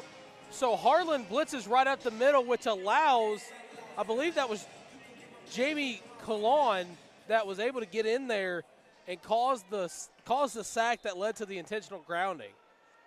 But what a play by Trey Harlan to control both those linemen to allow his teammate to get in the backfield. So our throw off, and that one going to be playable. It did not land in the landing zone, so there's a penalty on the play. Either way, we'll see how they adjudicate this one. But I do believe this is going to be a penalty on the Wiseguys.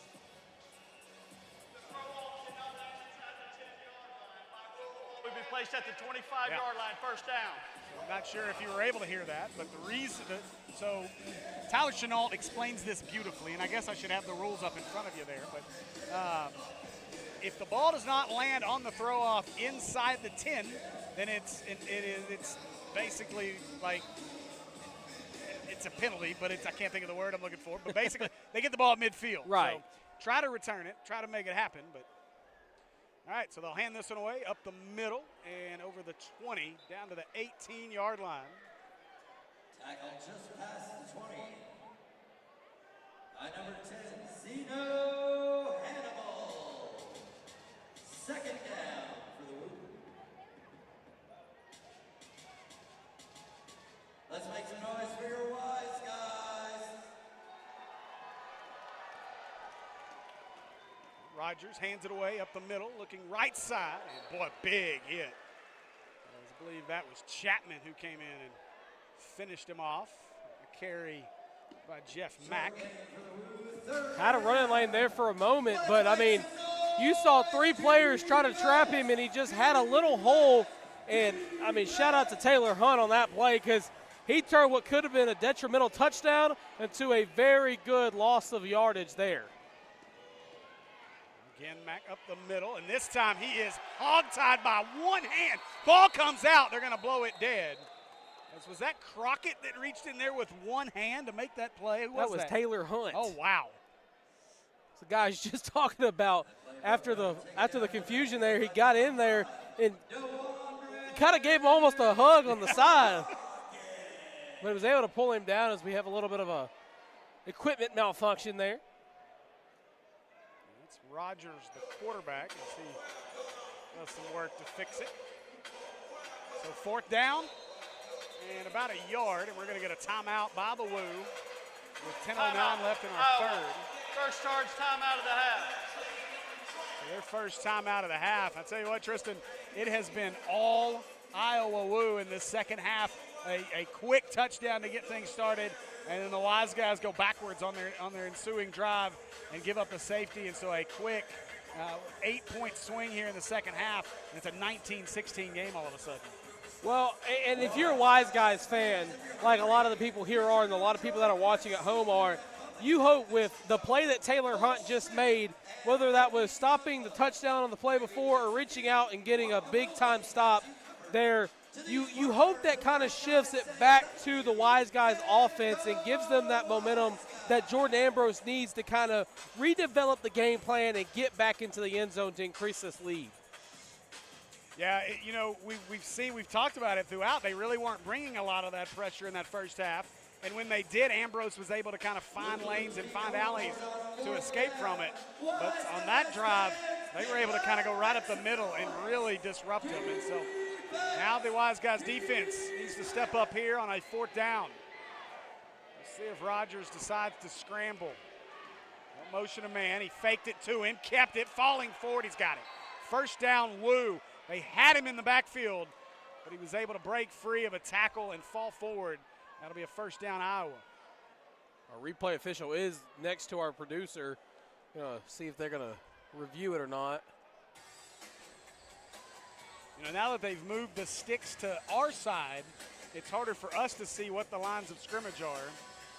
They're going to rule him inside the 15. We'll see they needed what looks to be the 16, I thought, for a first down. You see both of our lines, and he has it by a yard. Oh, yeah, he definitely had forward progress by a yard. So they confirm the spot. And now the motion man is Brown. That's where they want to go with it. Back of the end zone. Oh, he picked it. That's an interception. That's intercepted. Crockett with another amazing interception as he takes it away from Brown. Head on a swivel, seatbelt, lock it in. That's a Wiseguys interception, and the Wiseguys are getting the ball back. Look at that play. You cannot define textbook coverage better than that. You want big-time plays from big-time players, and to turn your head, contort your body, get your arm wrapped up on the receiver and bring that ball in. I don't care what league you're playing in. That is a heck of an interception. You know, we saw Crockett do it last week on the one-handed pick that he nearly took back. But what a play on that one. A great interception. And it'll be Wiseguys football at the 5. And now we got to hope that Justin Brown is okay, as he took a shot on that as it came down on right on his shin and ankle. He did hop off under his own pressure, under his own power. It's Ambrose, straight quarterback run. And he's wrapped up, falls forward, giving 4 on the play out to the 9. Last time the Wiseguys had the football, they were right back where they started this drive from, and they weren't able to go anywhere. But this time, Ambrose able to get on the quarterback run and get some yardage. So hopefully that takes the tension off of the offensive line and allows Ambrose to kind of air the ball out here on this play. So 2nd down and 6. Ambrose, ooh, what a hit at the line. This one caught by Hobbs. He stiff arms the first man. Does not go down, knocked out of bounds. Helmet's flying. And it's going to bring up a 3rd down and about a yard for the Wiseguys. I'd say that's a huge stop if you're a Wiseguys fan, as all the momentum was on the Iowa Woo side. That interception turns the tide, much like it did against the Goats last week when Crockett was able to go up and make an amazing interception. Oh, there was contact there. I'm surprised we don't see a flag fly. Instead, Ambrose, design quarterback run. A fight, a scrum. Ambrose taking the scrum with him as he's out across the 15 to the 18-yard line. That'll be enough for a Wiseguys 1st down. And I tell you, I don't know if we can see this on the replay in the pre-snap, but number 7, Frankie Solomon Jr., he was confused of where the flag was, so I'm surprised Ambrose didn't hot route, send his receiver on a streak and kind of get that deep ball to his receiver for the score. Now, I can't believe Kyle Lester definitely took contact from big number 0, Harlan. Now Ambrose thought about going deep. Instead, nothing there, and they're going to rule him down. They're going to rule Ambrose down. It's going to be a sack back at the 13-yard line. And I don't know. From up here, I thought he got the ball out in time. Yeah, it was close. We'll see if they take a look at this one.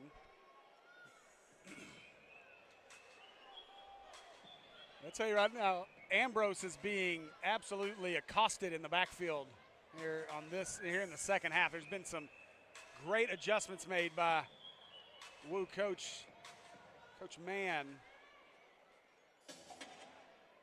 I got to tell you, that's great vernacular there, partner. Now Ambrose in trouble, gets away, looks, and now throws it away into the stands. You thought you were going to make a catch, didn't you? Oh, I thought he was going to give me one. Thought he was going to be nice. It's not like my birthday's not till October, but still, I thought it was going to be nice. Hey, we need one. You know, it seems like all you got to do is ask Ambrose to do something, and he'll do it. I mean, oh, yeah. He told the Small City Therapy booth he'd dive in, and he did.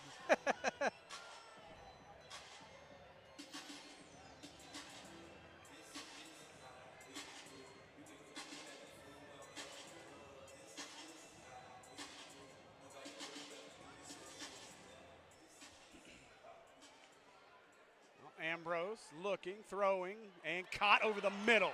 A dart to Mr. Evans for a Wiseguys. Not a 1st down. They get out to midfield.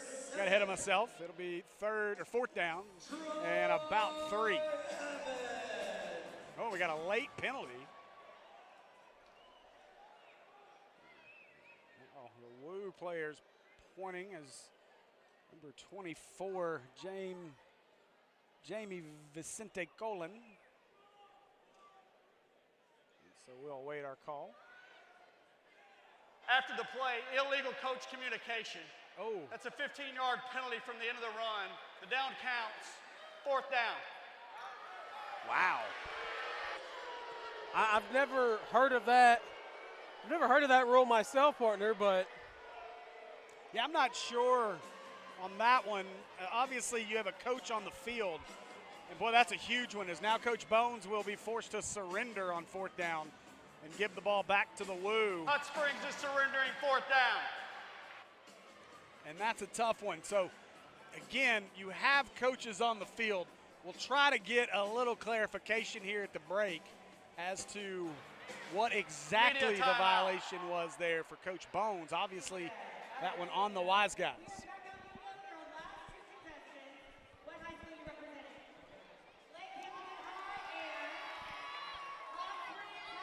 Well, and again, that's kind of the possible Achilles heel with having your coaches on the field is even if they tell them one minute thing, does that classify as illegal coach communication? Or is it something like he says, hey, you know, I mean, again, it could be anything. I mean, he could have said great play. He could have said, hey, here's what we're going to do this play.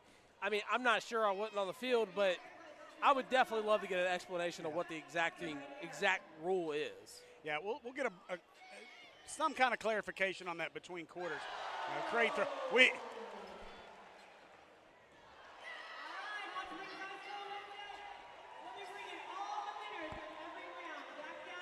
had our throwing contest here between high schools. I believe that was Hot Springs and Lake Hamilton out there, and it was. And that's talk about high school rivalries, that's a pretty nasty one out there. It looks like Hot Springs got the better of that matchup.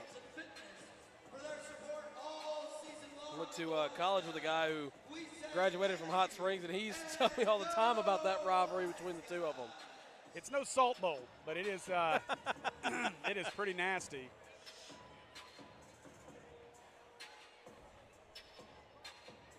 So again, as we quick timeout here, get some on-field fun.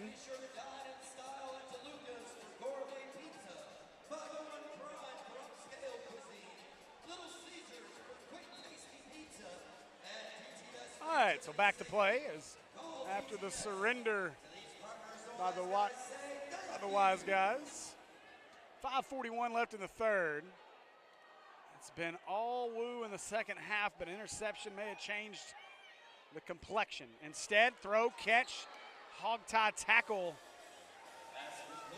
here by Jamon Williams, but another first down.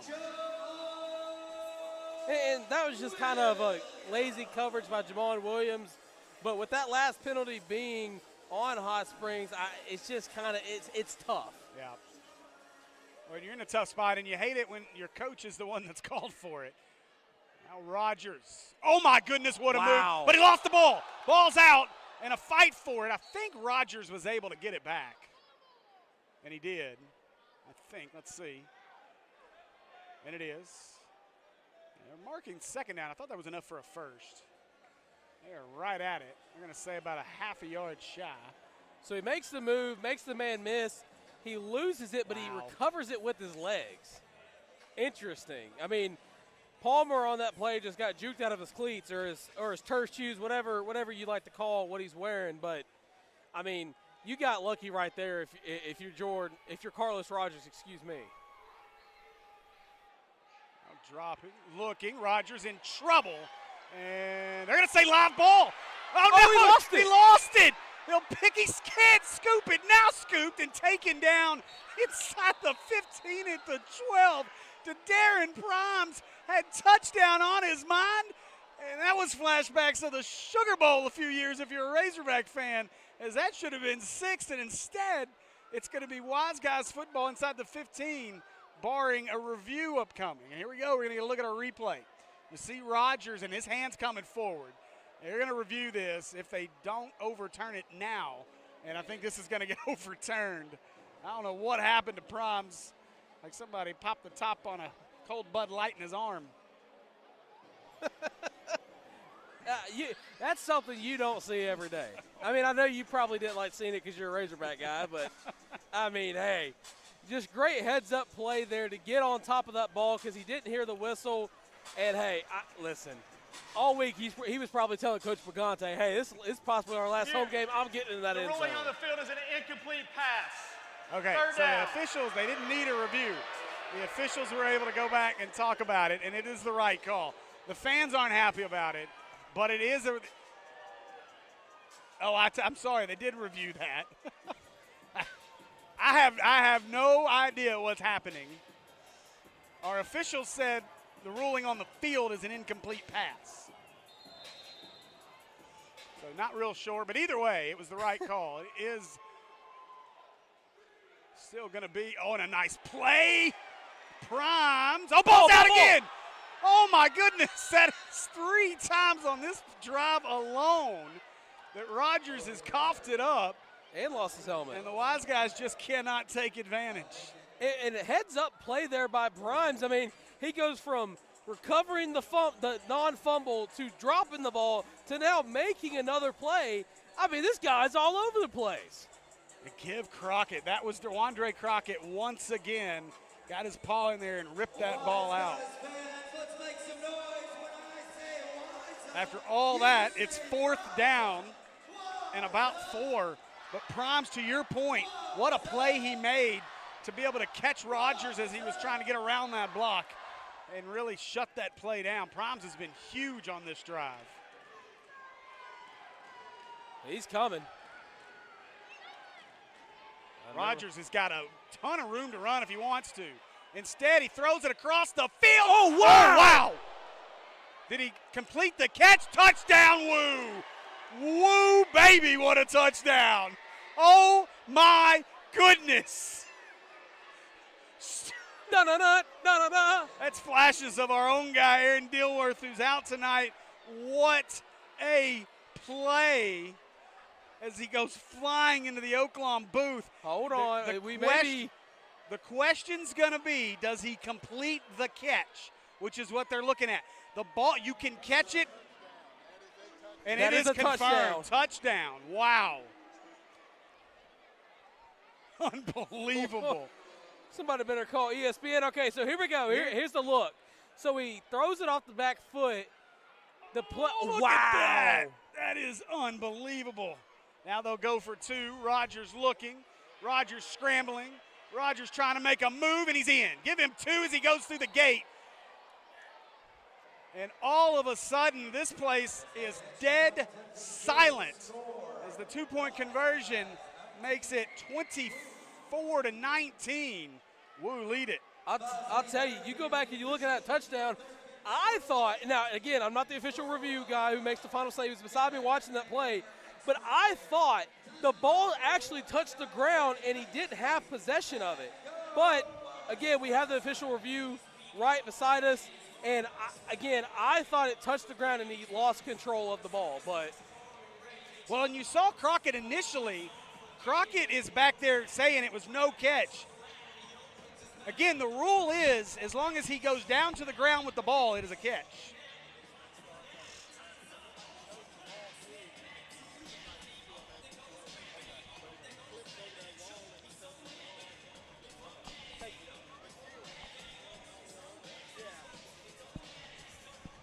So I just was talking to the official review guy beside me, and he said when he went over the wall, he thought the same thing I did, that that the nose of the football came loose, but he maintained possession through the contact of the ground, and it was just a great play.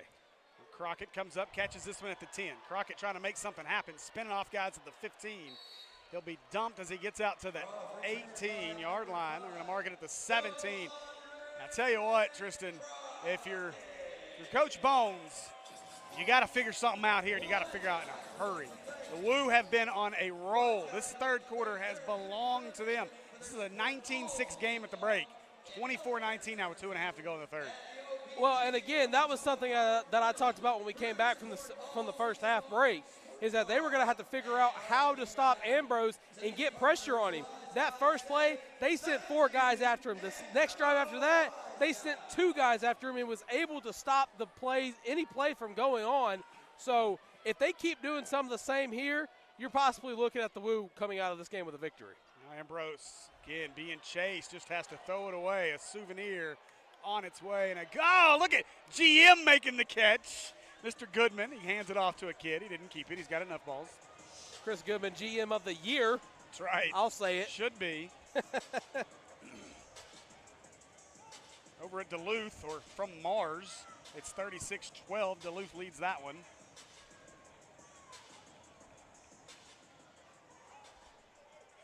So second down and 10. Ambrose fakes the handoff, keeps it, a lot of room, cuts across the field, dives forward, and he'll get about 5 on the play. And now we're starting to see where exactly in the offense Dilworth is being missed at, because if you have Dilworth on the field right now, I mean, an argument can be made for both ways of that, but I think with Dilworth on the field, it possibly is a lot closer than what it is now. Having Dilworth out is key. I mean, that's a huge piece. But we've seen a lot of folks step up, and Terrell Brown. Now they'll look for Hicks. He hurdles a man. Hicks spins off a man. First down, Wiseguys. And that play was almost blown up before it really became anything, because Trey Harlan, I guess he's related to me in some way, shape, or fashion, but he almost got in that backfield and sacked Ambrose. But again, that's something that Ambrose has struggled with all game. If you got 2 people coming at you, you've got to get rid of that ball. Now Ambrose drops. He's got Evans. Instead looks away, goes back in zone, and Travion James, Senator touchdown. James with the touchdown. And just like that, Wiseguys back up by a point, 25-24. Well, I tell you, Ambrose underthrew that ball. I mean, look, great play in the end zone, but Ambrose underthrew it. I mean, you don't see plays like that made any other place but right here by the Wiseguys offense. But, I mean, look, great play. Ambrose is a great player, but he definitely underthrew that one. Now Ambrose looking, left side, nothing there. He's got Hicks instead across the field. And James, did he get it? He got it! James gets the conversion. Oh my goodness! Senate is in session in Hot Springs. Trip Keeter's got to be careful hitting his head that hard. What a drive out of Travion James. And I tell you right now, we might need to send this film to Coach Escola. He hadn't seen James do this kind of stuff in a while.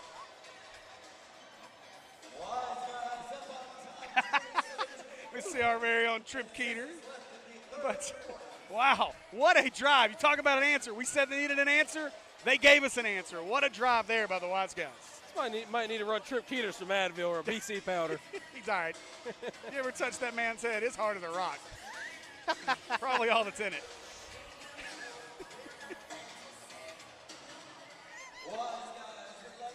It's all the hair gel. I wish you guys could actually hear the production voice that comes across in our ear every once in a while. It throws me off completely, but it's great. Especially now, when you're getting told to stop dancing. Yeah, listen, by the way, some of you may be confused. You were confused. I did not get mixed up and say that was a Robinson Senator touchdown. It was a Wiseguys touchdown, but that was former Senator Travion James on the touchdown catch, so I had to give him some love. Look at you diving deep in the bag for that one. Sounds like you've been doing this for a good amount of years. A day or two. And Crockett somehow misses the scoreboard. This one caught, returnable. Oh my, what a block. Across the 15. That's going to be a hold. 25, let him run. And out to the 15, as that'll do it for our third quarter of play. A little extracurricular at the end. Crockett has words. We got an injured player in the middle of the field. That'll do it for us here in the third, I believe. Are we going to wait for this penalty call? We'll hold for the penalty call before we break. That was the final play of the third. During the return, holding, return team number 2. Penalties half the distance to the goal. First down, Iowa. And that's the end of the Hold quarter. on the return, half the distance. That'll do it for our third quarter of play. For Steve Henson, Tristan Harlan, we'll be back with more football on the Arena League Network right after this.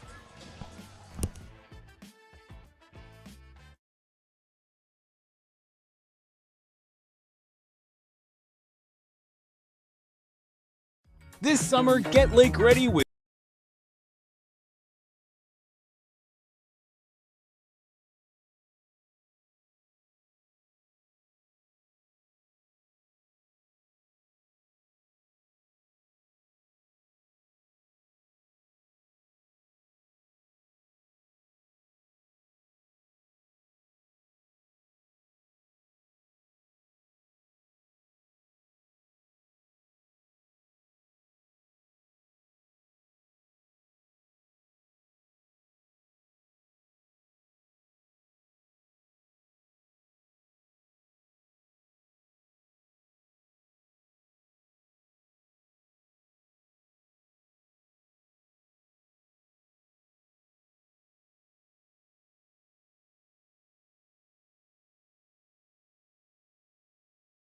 Springs is home to amazing weekends and unlimited possibilities. Is your Oak Lawn having a big night at the tables? Or a day doing nothing at all by the pool? Is it great food and great friends in the Oak Room? Or complete solitude in the Astral Spa? At Oak Lawn, it can be whatever you want. Plan your hot springs getaway at oaklawn.com now, because your weekend and your Oak Lawn is waiting. This is my Oak Lawn. What's yours?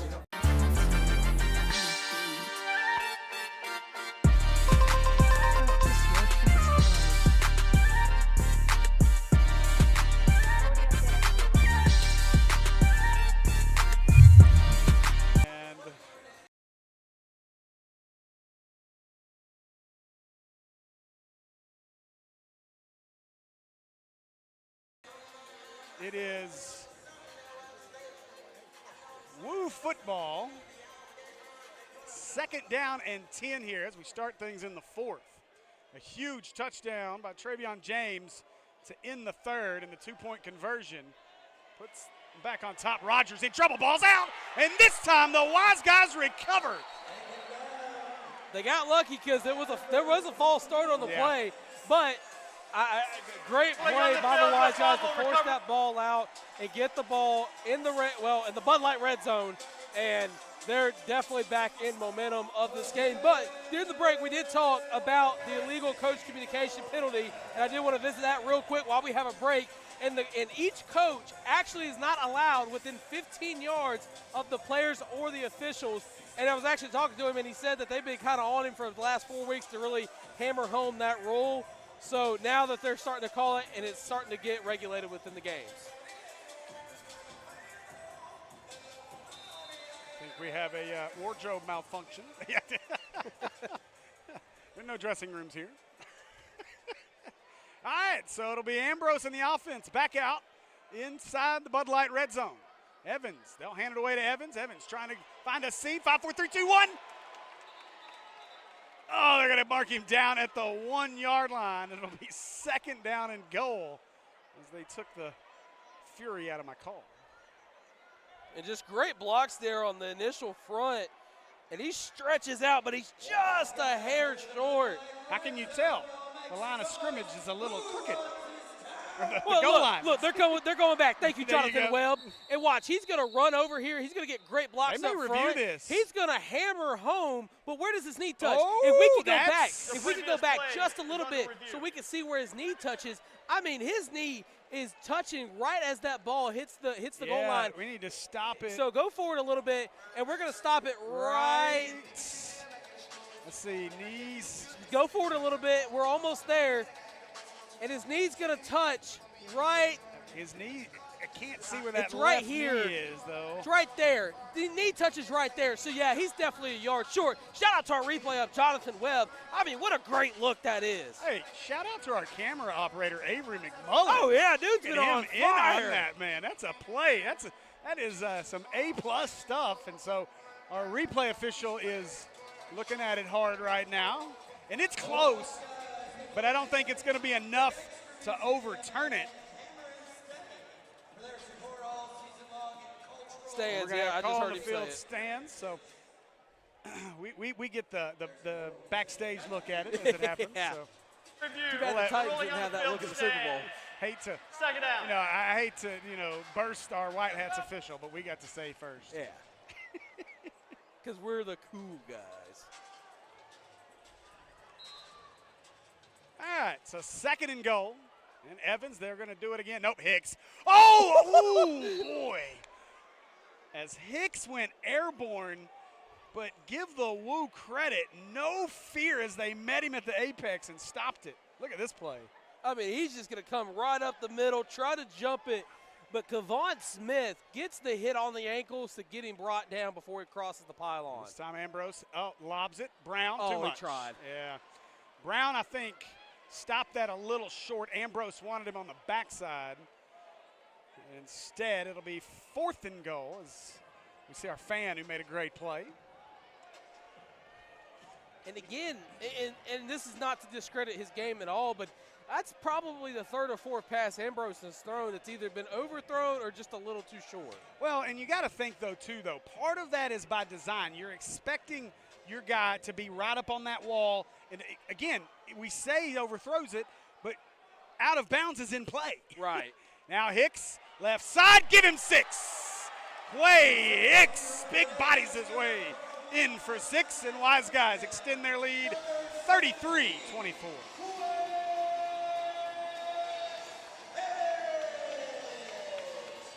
And I know probably 6 to 7 high school coaches in the state of Arkansas that preaches the run offense like that. I mean, he took the handoff, was not shy about it, got around the outside and just tiptoed into the end zone. Yeah, that was impressive. And again, that's the wrinkle off the fact that your quarterback can't run, and that's the plus to having guys like you've got out there in Hicks amongst others right now in this ball game. So they'll go for 1 to make it a 10-point lead. Brown and Evans in motion. Ambrose drags the RPO, wide open. Evans catches it, and he's in. So the conversion is good. And with 12-17 to go in the ballgame, Wiseguys lead this one 34-24.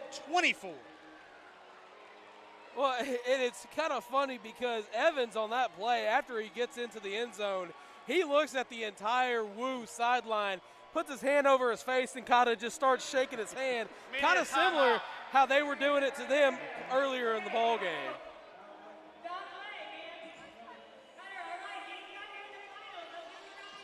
As I check our comment section on the Arena League YouTube channel, there's some back and forth about what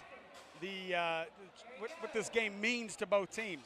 It is also my understanding, as it's being said in here, it is also my understanding that regardless, as long as the Wiseguys win this ball game, they are the 2 seed next week. Yes. So I've heard both. I've heard that they also need an Ozark Lunkers win over Duluth.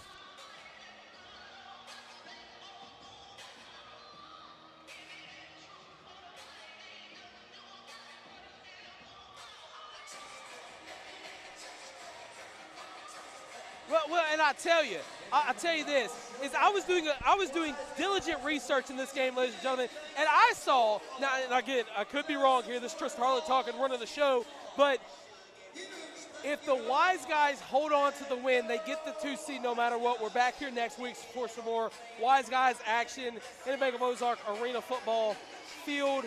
But that's where things got to get a little confusing. But from my understanding from the research I done, if the Wiseguys win, they are number 2. They are number 2. I mean, they got a 10-point lead right now. It's a great lead for the Wiseguys. If they can get a stop here and force Carlos Rogers to have another mistake, cough up the football, throw an interception, stop him on downs, this place is going to go bananas. Yes, it is. And you are right, Josh Stein. As I look in Josh Stein. If Hot Springs wins this ball game, we're going to be right here in this arena again next Saturday night. So ready for our throw off is Crockett. Throws this one to the right side. Returnable across the 5, slips down. Well, the hardest hit was the block. As Marcel Brooks was the return man, and so it'll be Iowa Woo football from the 5.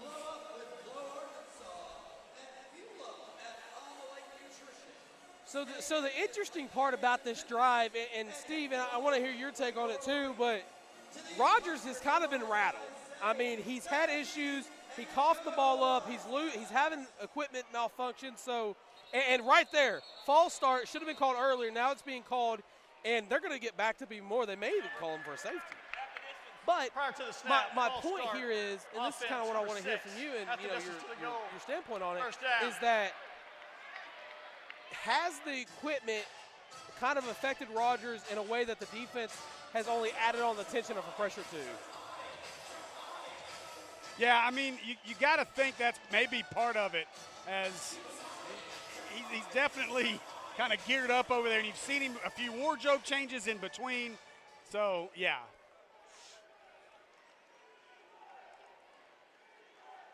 We're backed up all the way to the wall. No pun intended, because there's walls all around the field. Rogers rolling left, looking, throwing over the middle, and a nice adjustment, breaks free as he breaks the tackle of Crockett, and give him 6. As Vontre Henderson made the catch and broke the tackle, and this one ain't over yet as the Woo dance in the Wiseguys end zone, and it's a 34-30 game. And look, and here's what I'll say about that play. And to my best analysis understanding of that play, the defensive back shouldn't have went for the interception or tried to even knock the ball down. He should have went for the initial tackle, stop the touchdown, focus on the next play, but instead you jump in the air, you land kind of awkward, and once the tackle's broken, there was no second chance to get him. I mean, he made one move and he was gone. Oh, bad snap there. So they look to the middle, instead rolling right, throwing, slipped and incomplete. So it'll stay a 34-30 game with 11:29 to go in the ballgame. But again, now the question becomes, what do you do to stop Carlos Rogers? What do you do to stop Jordan Ambrose? Well, what both teams need to do is they need to start getting to the quarterback. They need to blitz. They need to tell their defensive backs to stay on their feet to stop going for the interceptions. We're going to have another quarterback battle, apparently.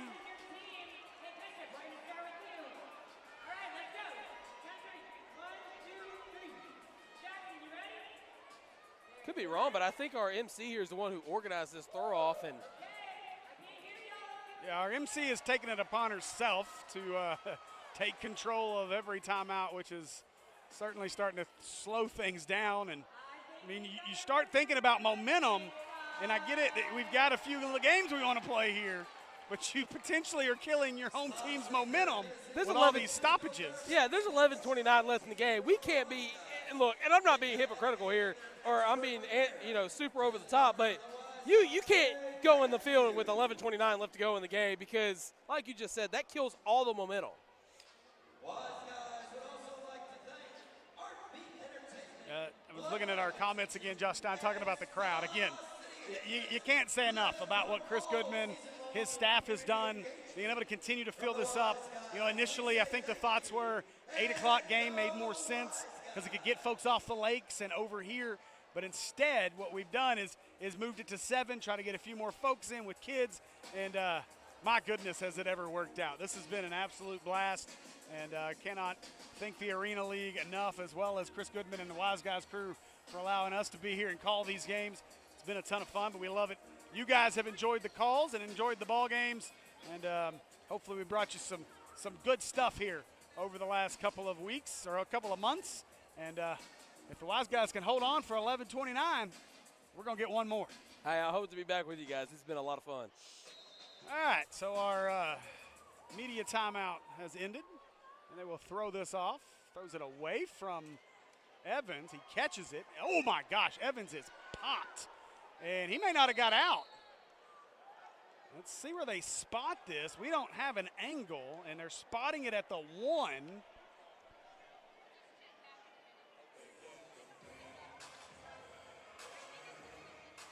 Rules official is currently being tied away due to a conversation. I think they're trying to, I think it was a lost item. I think she thought this was the lost and found. It is not. Well, the Natural State Sports Network is what this is, partner.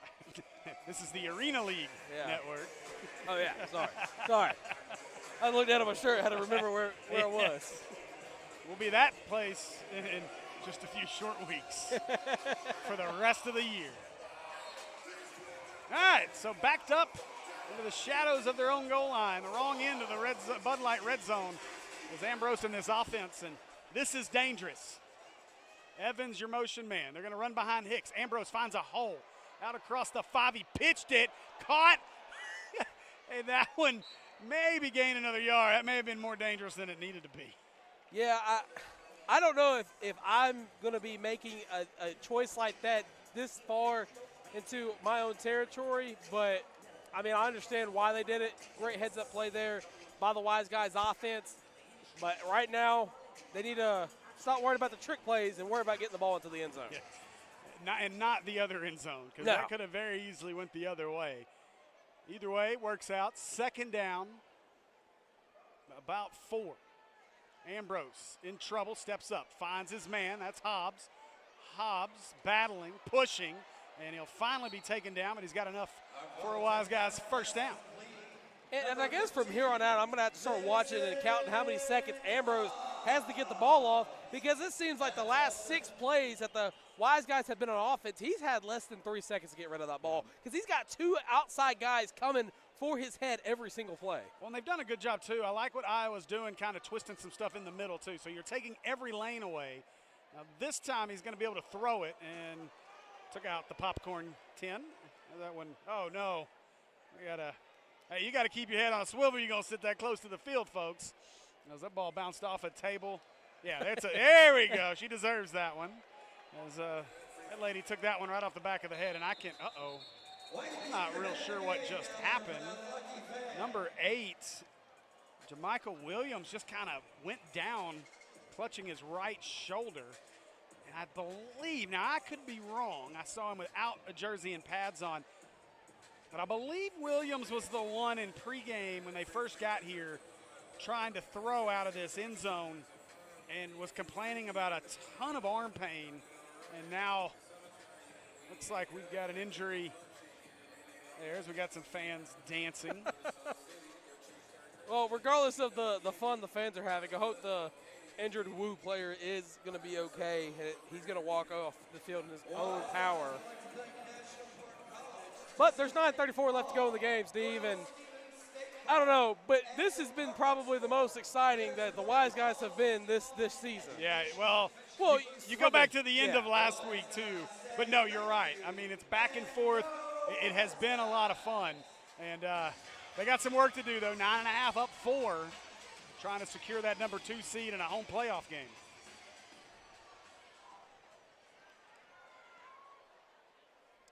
So motion man James gets off the line with just a light touch. Now Ambrose in trouble, shrugs a man off. Now in a lot of trouble. Ball's out. And, oh, boy, the Woo just pounced on it. And Coach Mann is dancing like a madman up the sideline. And let's see. We're waiting on an official call. There is a fight at the bottom of that. More importantly, Ambrose is very slow. He has not gotten to his feet yet. And it will be, let's see. Rolling on the field is a fumble recovered by Iowa for a touchdown. Touchdown, Woo. Big man touchdown again in this building, as your namesake, Mr. Harlan, I think is the one that fell on it. But of more concern for Wiseguys fans, I think his knee was down. I hate to cut you off, but I think his knee was down before he lost the ball. We're going to get a really good look at it. No, nope. And you wish it was, because it was a very awkward turn for Ambrose on the play. And boy, all of a sudden this place has gone silent. And for multiple reasons, you have to hope if you're a Wiseguys fan that Ambrose is okay.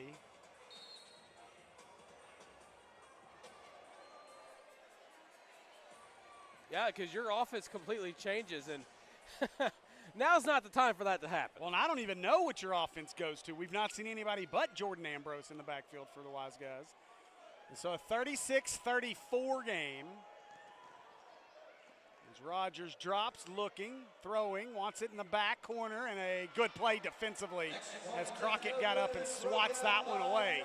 But after the turnover and fumble recovery in the end zone for the Woo, it is a 36-34 lead. Is Iowa trying to ruin the party here in Hot Springs. Well, and again, it seems like ever since I said something about Crockett keeping his head on the swivel, every ball that's gone his way has either been deflected or intercepted. But hey, guess what, Steve? We got another throw-off. That's right. Media timeout. We got another throw-off and a lot of football left. 8:57 to go. As going to have another quarterback throw-off here. Again, great to see. Oh, nice throw. Oh, wow. I believe that's Wally Walcott, Lakeside, I think. They're on it's not. Oh. So they're going to have to do it again, I think. You're going to have to. No. Oh. Oh, he's getting a trophy too. Oh, Look at yeah. that. Yeah, they had. I saw the trophy over there on my way in. It was located close to where I got these cute little flashers. Hey, I'll tell you what, the flashers are where it's at. Hey, by the way, you want to know what else is cool? Hey, you need this for replays. Replay. But our XLR cords down there, they glow in the dark. If only it was dark. Where'd you get those at? Guitar Center. Ooh. Free plug. Hey, there you go. I only spent $1,000 there last week. It was great. Just put it on the credit card. But hey, remember, pay it off on time. No. We don't operate with debt here at NSS. Everything paid in by cash. That was Walcott down there that just won that. So congratulations to him. All right, so back to football we go. As we await our throw off here from JoJo Olabreese, I believe. Their jerseys numbers are all wadded up, so makes it a little difficult, but I believe it's been Olabreese the whole time as he rips this one down to the other side. Takes a hop, caught by Evans, and Evans, I tell you, the strategy I love the strategy by the Woo on these throw-offs, and I'm a little surprised that the Wiseguys aren't countering it by moving Evans earlier. They're waiting, and Evans is getting over there very late and not able to catch the ball in the air, and it's just leading to really, really poor field position for the Wiseguys. But yeah, and the thing is, I mean, at the end of the day, how many times are you going to have a throw-off that goes for 20 to 30 yards or even a score? But hey, good news is that Ambrose is back in. Yeah. He'll hand it away. Evans left side. Evans, oh boy, oh my goodness. Evans is absolutely hammered. And the Wiseguys are going in reverse on these last couple of drives. We may have an injured Wiseguy. There's Lester and others over there trying to help Evans up. We're going to get a good look at it here. Oh man. And again, we talk about how hard this surface is. And Evans, back of his head, really hit the turf hard. Evans going to stay out there, though, I believe, assuming he knows he's out there. Now Ambrose over the middle. What a catch. Go, big man. Oh, Hobbs was a step away. If he could have kept his feet, the former Cleveland Brown about found his way into the end zone for the Wiseguys there. And look at the replay here. Just turn around, quick little tight end pop. And you need more of that out of Ambrose here on this drive. That beats that quick pressure every single time. Evans, your motion man again. This time they'll give it away. Hicks left side. Hicks, shoestring tackle doesn't work. He bounces off the wall. That'll bring up a second down. Well, back to your point about the quick little passes is, the Woo has not been defending the short underneath side of the field. So you get those quick pops in, you're driving the ball down the field really well. Over the middle this time again. Hobbs makes the catch. That's complete. That's good for a Justin Mitloff.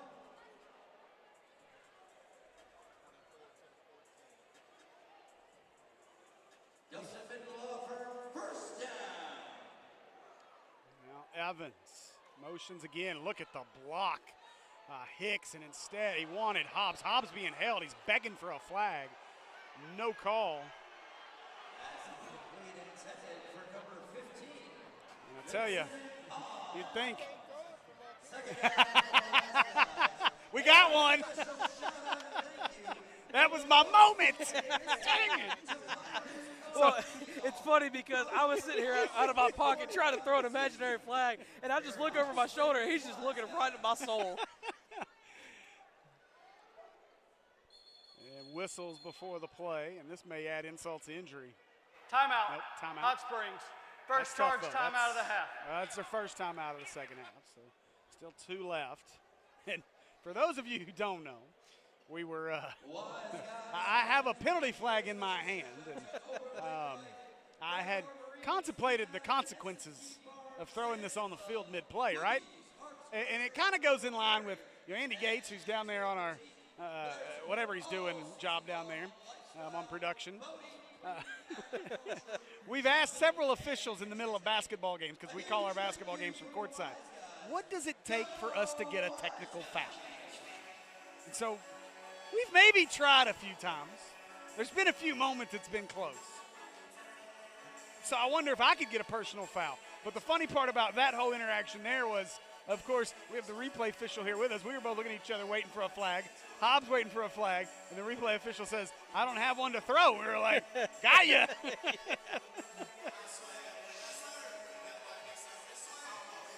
Now we're getting the fans enjoying. Oh, I don't think those two guys really want to swerve.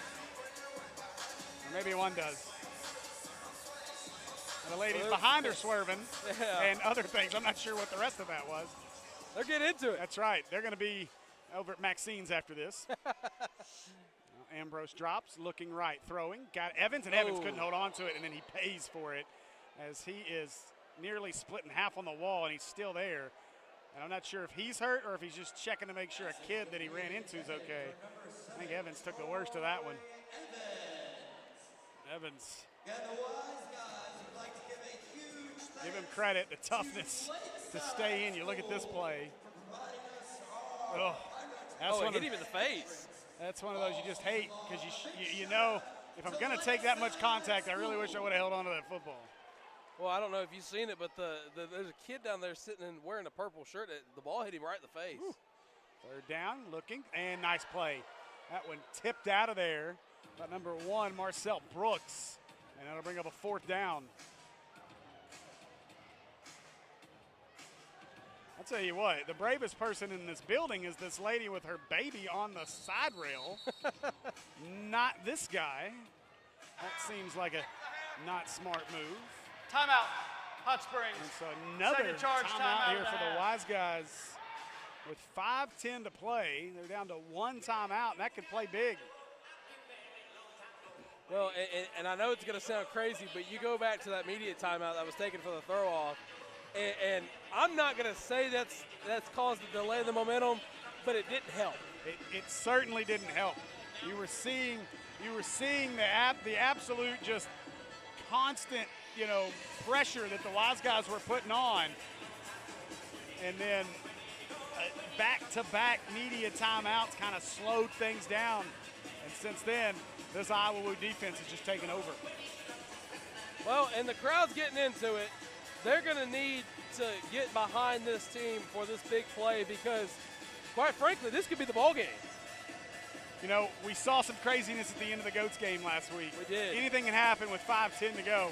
But I tell you what, our fans have found their way to the Bud Light Red Zone, as you can see. We're going to need this offense to find its way to the Bud Light Red Zone. I had the privilege of standing beside 2 of the most important people here last time we were here for the Goats game with Justin Wayne, the head coach of the Kings, and Chris Goodman, the GM of the Wiseguys. Good place to be. Now Crockett, your motion man. Got a penalty. They'll dump this one off. Hicks makes the catch. Instead of a hurdle, he spins. He's got a first down, and we'll see what the penalty is.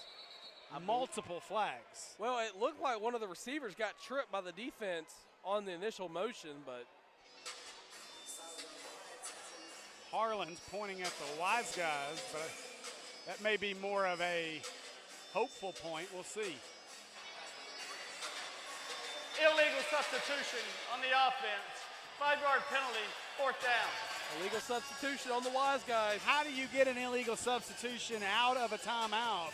I'll tell you what, that's got to be frustrating. Wow. So they came out with 8. Wow.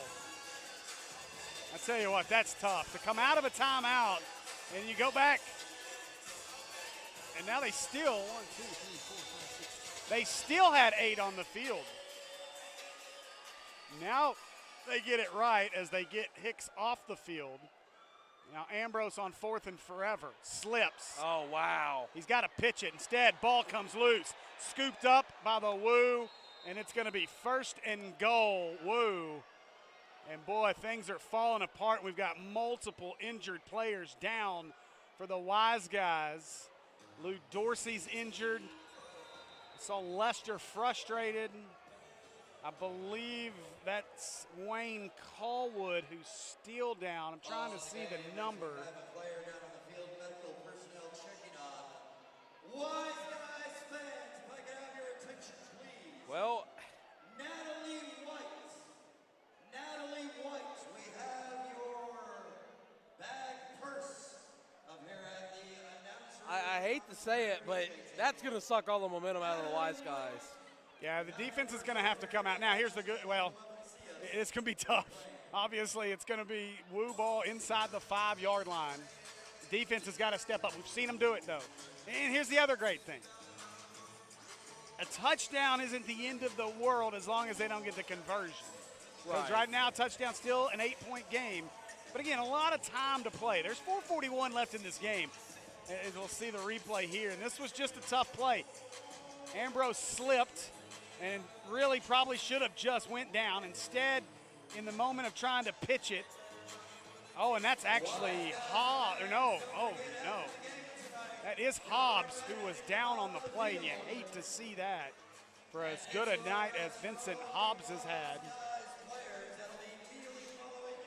Well, and I like to remind everybody who's watched this game of what happened last time the Wiseguys was playing the Goats. I mean, a lot of us thought that the game was over, and they ended up throwing an interception in the end zone. Yeah, well, you had at the end of that one, you had the big touchdown pass that gave the Goats the lead, going for 2 up 37-35. The interception by Crockett nearly returned just to tie the game up, but then we got to see Kyle Lester make the biggest catch probably of his life.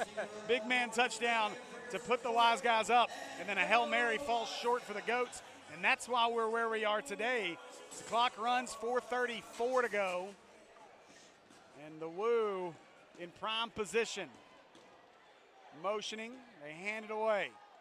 And good pursuit there on that play as Jamon Williams came from the backside to make that tackle. Well, disadvantage here is the Wiseguys, according to the scoreboard, have only 1 timeout left, and we're playing with a running clock up until 2 minutes. Right. Well, and to add insult to injury to that 1 timeout left, one of those timeouts, you likely might have had a first down coming out of the timeout, and instead you get called for too many men on the field out of the timeout. It's negated that and then led to the subsequent fumble and recovery by the Woo. So 2nd down, and we've got a penalty, delay of game. Delay of game. Rogers looks confused. 5-yard penalty, 2nd down. That could be huge. The fans getting into it, the defense a chance, and the delay of game. I don't know. That's a moment right here where you can get some momentum back if you can get a stop. And again, we talk about this condensed field. It's already hard enough in a condensed field at the NFL 100-yard field to score. Now you shrink it down to half that size and you take away some of the options. This is a tough position and really benefits the defense. That one bobbled. Rogers looking to escape, and he launches this one, going to make its way out of bounds. And boy, fortunate for the Woo that he got that one out. And it'll be 3rd down. Taylor Hunt out there hunting big game, and he found him a Woo. That's almost exactly what I was about to say. Sorry to steal your thunder there. No, you're all good. Great minds and voices think alike. Rogers is hurt. He's pointing at his elbow. He was pointing at his elbow to his coach. You know, he's been beat up too, and you wonder how much that takes out of the passing game for him. And it looks like the Woo are going to let this run down and call a timeout to give Rogers a moment to maybe shake some of that out. But we've seen it all night. You know, he's been over here in their corner. Iowa. Wardrobe changes, changing out different pads, putting different pads underneath. And so you wonder just how much that impacts his ability to throw the football. Well, and I'm not sure if it happened on the hit or if it's just a combination of things that have transpired in this game. But, I mean, he looks at the coach, and he's holding his arm, and he immediately starts pointing towards his elbow. Now, I don't know if that means that it's possibly inflamed or if he's, just beat up and he hit his funny bone, but it's not funny.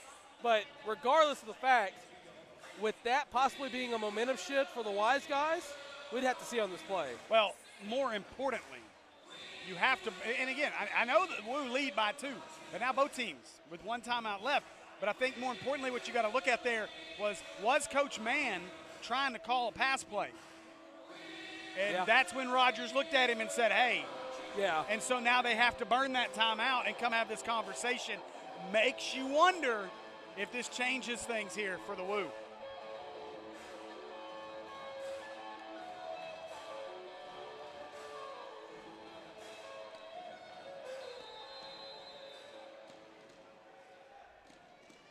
All right, so 2:42 to go in the ball game. 1 timeout left for each team plus the 2-minute warning. Rogers puts Brown in motion, rolls left. Now he's in trouble, being chased, looking. He is hammered. Down he goes at the 20-yard line. What a play by the Darren Primes. Watch this replay. Not only does number 13 break pressure, but my goodness, what a man Jordan Lavert is. Just came through and gave him a grown man shove. Oh, excuse me, sorry, I was looking at the wrong roster. But Primes comes through there and gives him a shove. Got a little excited there. It happens. Yeah. But again, you wonder, when you look at the situation, Rogers was very hesitant to throw that ball. All right, 2-minute warning. 2-minute warning. We're going to be back with what should be an exciting finish. It's slam dunks and table talks. New wheels and Oldsmobiles. Lookalikes and looks like a party. Your life is a series of snapshot moments. With Cedar Valley Hospice, you can continue creating memories worth a second look and make each moment matter. Add to your story with Cedar Valley Hospice. I'd like a number 2. Husband drove into the mailbox. You've got it. Hey, Pete. The usual? My grandson hit the car with the baseball. Give me a number 7, please. Odell Collision. Unbeatable repair is back on the menu.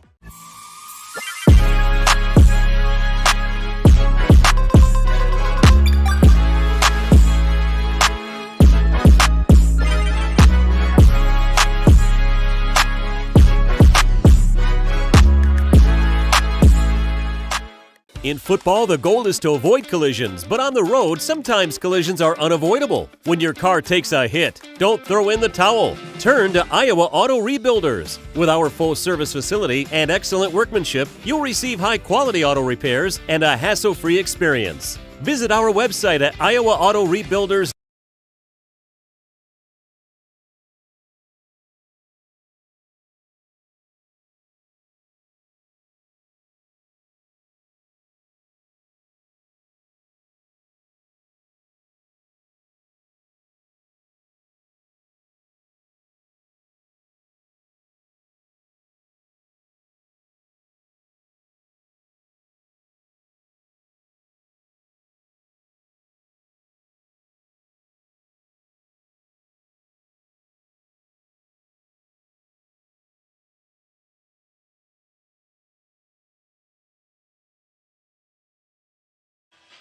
All right.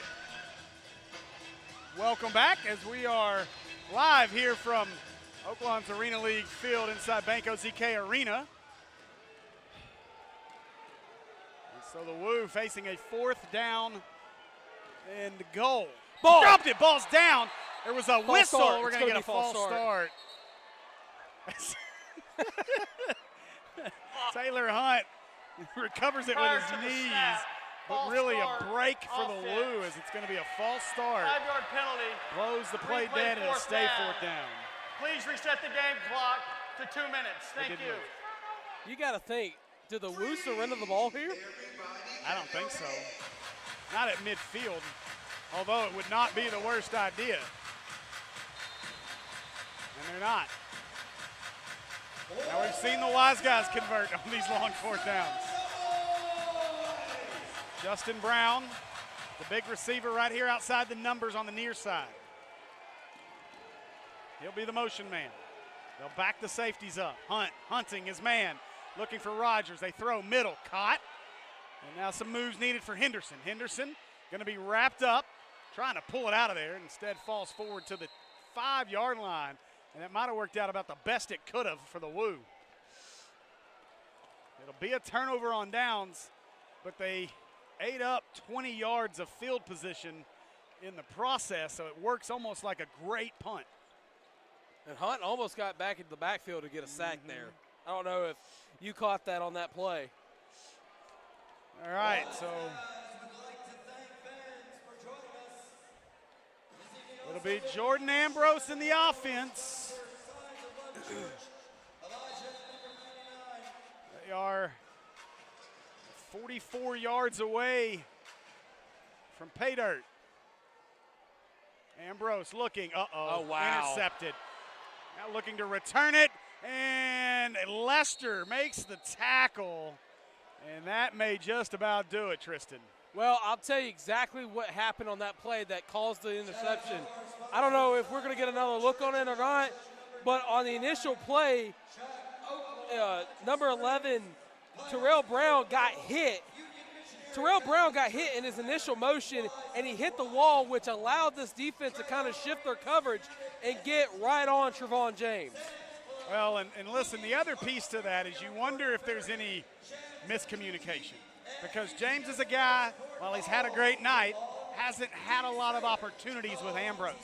Now you're missing a guy in Aaron Dilworth who's not on the field, and you saw that. It looked like Ambrose expected James to sit that route down, which is actually exactly what Frankie Solomon Jr. did. Right. He set it down like the receiver, and instead James cut out on that play, and it looks like that may have been a miscommunication. James thought it was an out route. Ambrose thought it was a curl. Timeout, Iowa. That's Iowa's their going to third burn and final their last timeout of the timeout half. here with 1:40 as they couldn't get their set in. And now it'll be 1st and goal after the turnover. So call me crazy, but here's the worst case scenario. Of course, worst case scenario if you're a Wiseguys fan is the Woo score here. They go up big with only a minute left. But you saw this last defensive drive for the Wiseguys, and they were able to get Carlos Rogers to go back 20 yards when they were right on knocking on the door of the end zone. So if a big play happens where a crazy turnover occurs, we possibly are going to see this roof explode. Here's my question. Do you just let them score and hope to stop the 2? 'Cause then you're going to have You almost want to. Yeah, because then at least you're going to get a chance to tie it. But again, it raises the question, does Bones Bagante trust Ambrose enough to allow that to happen? Well, either way, you're either going to get it back with very little time on the clock and down 2, or they're going to score a touchdown here and you're at least going to have time to work with in a timeout. We'll see what the decision is. Showing pressure, tend to snap it on the ground, and they get all over Rogers, and they did not let him score. Timeout, I believe. Are they going to use the timeout? They have not. They're going to let this clock run. So they still haven't started the play clock, and keeping an eye on it here. Still waiting on the play clock to start. And now it rolls, and we're basically right on it. A minute. They can hold this all the way to about 1:01 before they got to snap it. They're going to run some guys on late. They may not even snap it. They're out of timeouts, but they may go ahead and take the delay of game, and they're going to. I'm not sure about that strategy. So there's your delay of game with 59 seconds. Delay of game, offense. So that almost gives the Wiseguys an extra timeout. Second down. It does. It allows you that extra time. Not sure that I agree with that strategy. And again, the Wiseguys still have 1 timeout remaining.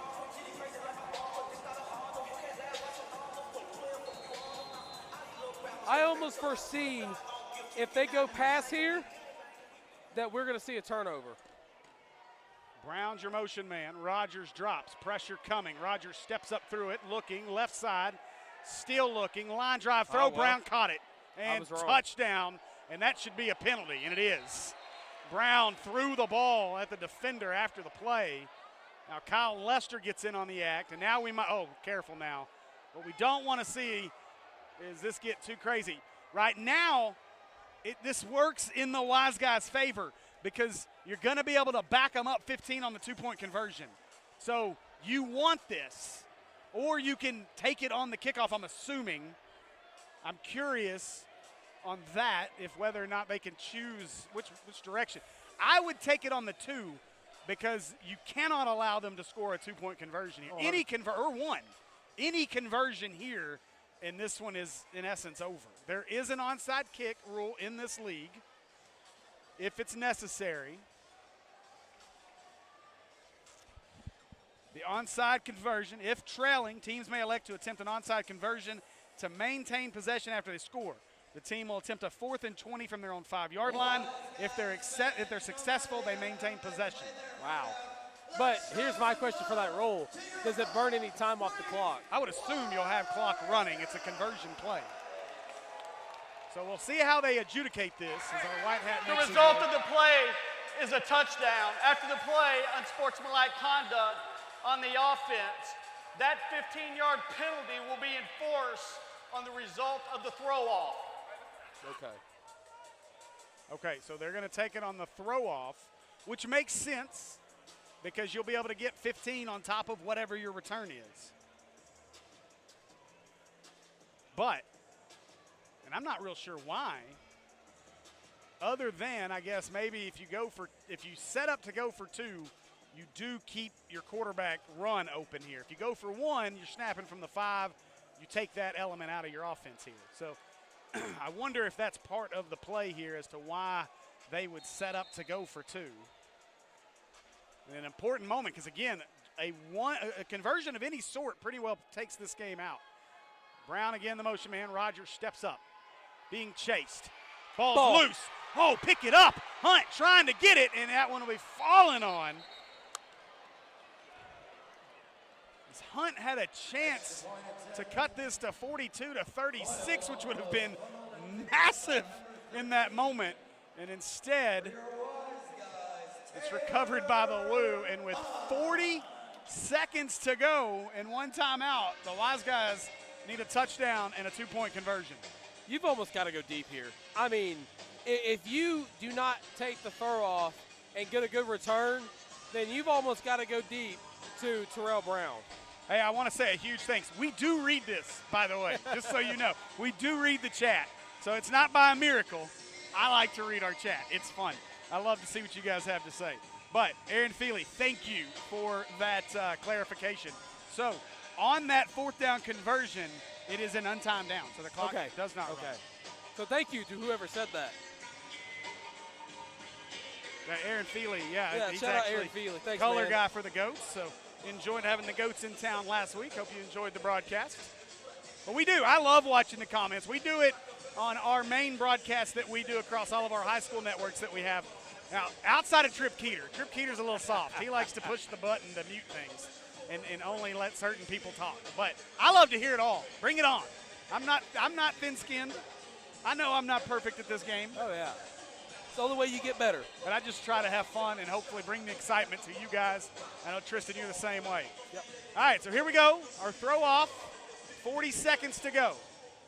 Line drive, that will bounce, I believe, and it did. Outside, this is a huge break for the Wiseguys. The ball did not make it into the landing zone. And so it's going to be Wiseguys football all the way at the 10. Because they get it at the 25, and the unsportsmanlike penalty is going to move this ball all the way to the 10-yard line. I forgot about that. This is huge. The throw-off did not reach the 10-yard line in the air. This is huge. The ball's placed at the 25-yard line. But if they score, they still need the 2-point conversion. Penalty from the previous unsportsmanlike conduct. Wow. First down. So this is inside the 15. It'll be 1st and 10 Wiseguys from the 13-yard line.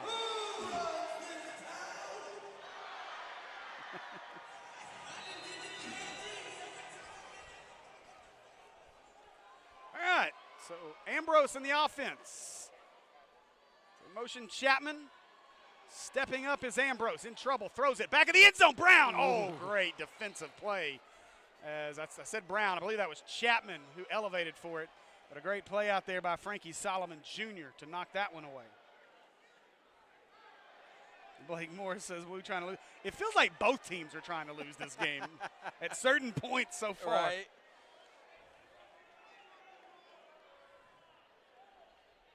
Shake and bake, is that a good difference or a bad difference?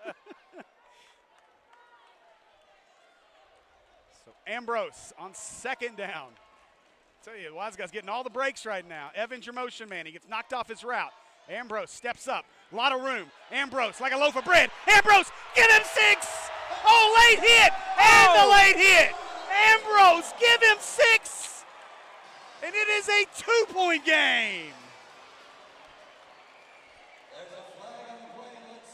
And Ambrose took a shot into that wall as you see him limping back away. And again, these walls don't break away. They are metal and they don't feel good. That ball got launched. And so now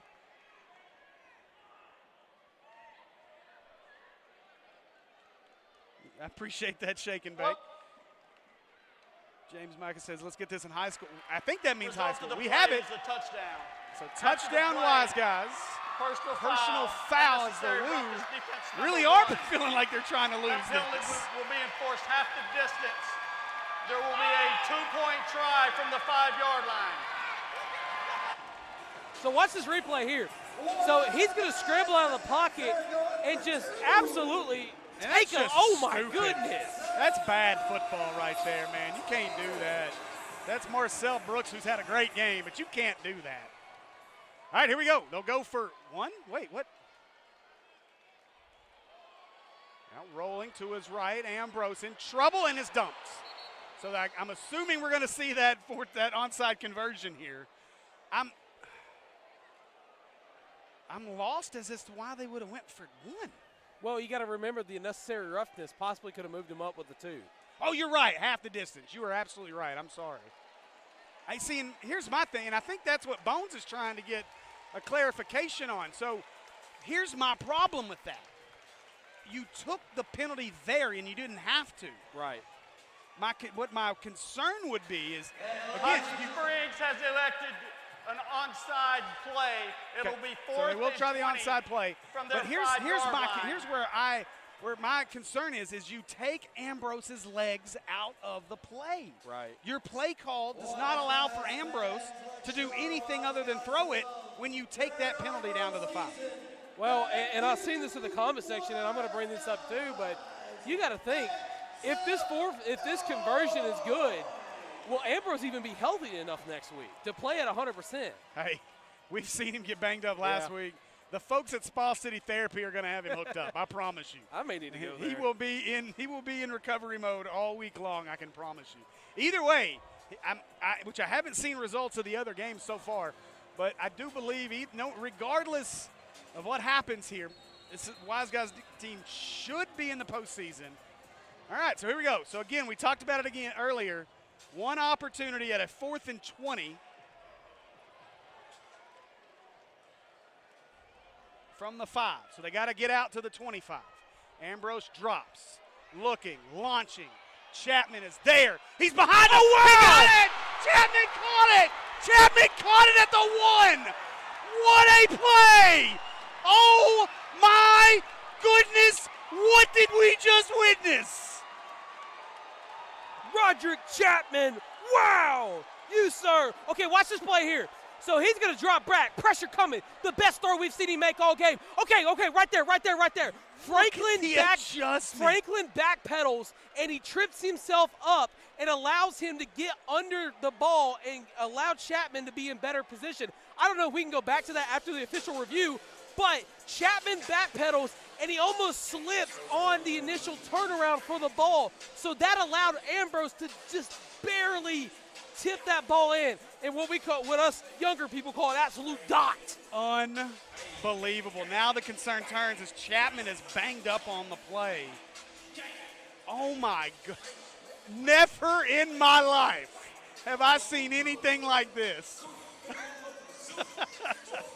Unbelievable. And now we just hope that Chapman's okay. He got the wind And knocked look, out I mean, of he's got the same face I had. My goodness gracious. Camera. But again, I don't know if we can go back to that. Okay, Yeah, here we go. Right here. I don't know where he is, but he's going to slip right there. He's going to start, when he starts his back pedal, Avery's camera had it best. Oh. But when he starts the back pedal. Can we, so we're reviewing this right now. I'm sorry to cut you No, off. no, you're good. But watch the play. Okay, right there. When he goes down, he drops it, but it never hits the ground. Look at this. Oh. Off his face mask, and he still caught it. That's what we're looking at right now. Yes. So he's down at the 1 yard line. Yeah, I don't know what we do here. Do we get it at the 1, I'm assuming? So I just talked to the official over here. The play's complete. Okay. But he's down at the 1. Right. But again, you watch this play, and watch number 8 here. On his initial turn, he slips right there. He slips. It allows the play to be caught, pass to be caught. Chapman is being taken off to a standing ovation as he's being helped off the field. Lunker's just lost. Well, that doesn't really matter to us much. Yeah, Cena, you're right. This field is hard. I do agree. We need to get some padding under this thing hopefully before next week, but if not, definitely before next season. Okay, so we are fresh set now. First down, correct. Yes. So it's 1st and goal. 1 timeout, 20 seconds on the clock just to set it up. Touchdown. It's not over yet, but a chance it is. Ambrose can't run. Rolls right. Got his man. Oh! Jordan was as surprised as the rest of us. You're not going to get that good of a look twice. Oh, wide open in the corner, and the ball just stuck to his hands. He had Evans wide open. Man. So 16 seconds. Listen, maybe not the end of the world. You probably want some clock to come off. I know the Woo have no timeouts left, but we've seen crazier things. This is what's so much fun about this league. Evans again, your motion man. Ambrose rolling that way over the middle, and Brown couldn't come up with it as that one falls to the turf. 12 seconds left, 2-point game, 1 timeout. Watch the replay. He's got 2. Okay, I don't know. But he has 2 open receivers there, and they collide with one another. So that allows the ball to go right past. They had Hicks and Brown both there. 3rd down and goal. Ambrose can't run. Nope. Evans, the motion man. Ambrose. Oh, he's got James. And tipped and incomplete.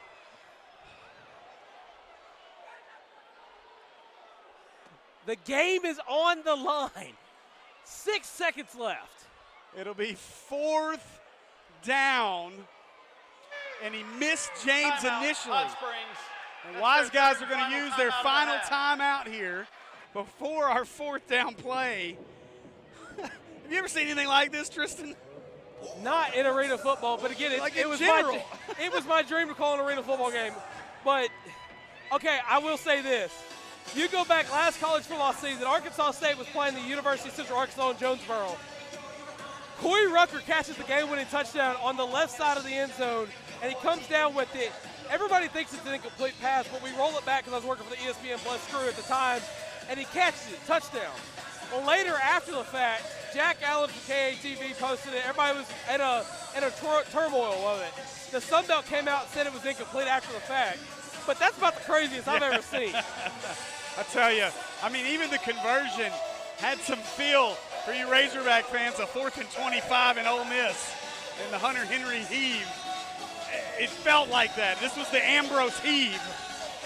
And now, I think they turned the music up in this place, my goodness gracious. Bring it down.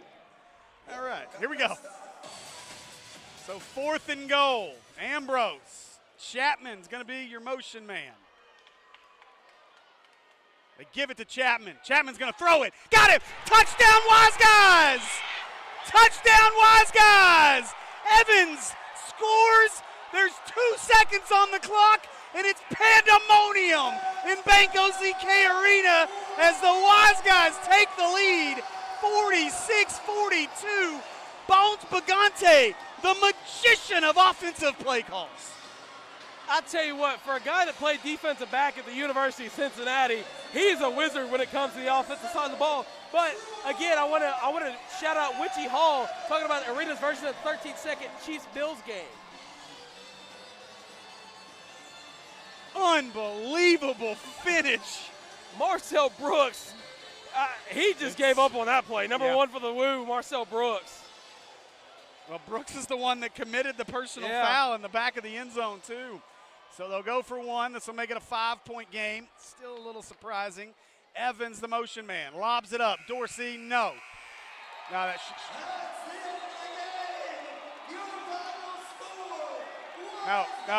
No, it's not over. No, we got to keep folks off the field. It's not over. Clock should not have ran on the conversion. There's still 2 seconds to play. We're still going to get some fireworks in this building.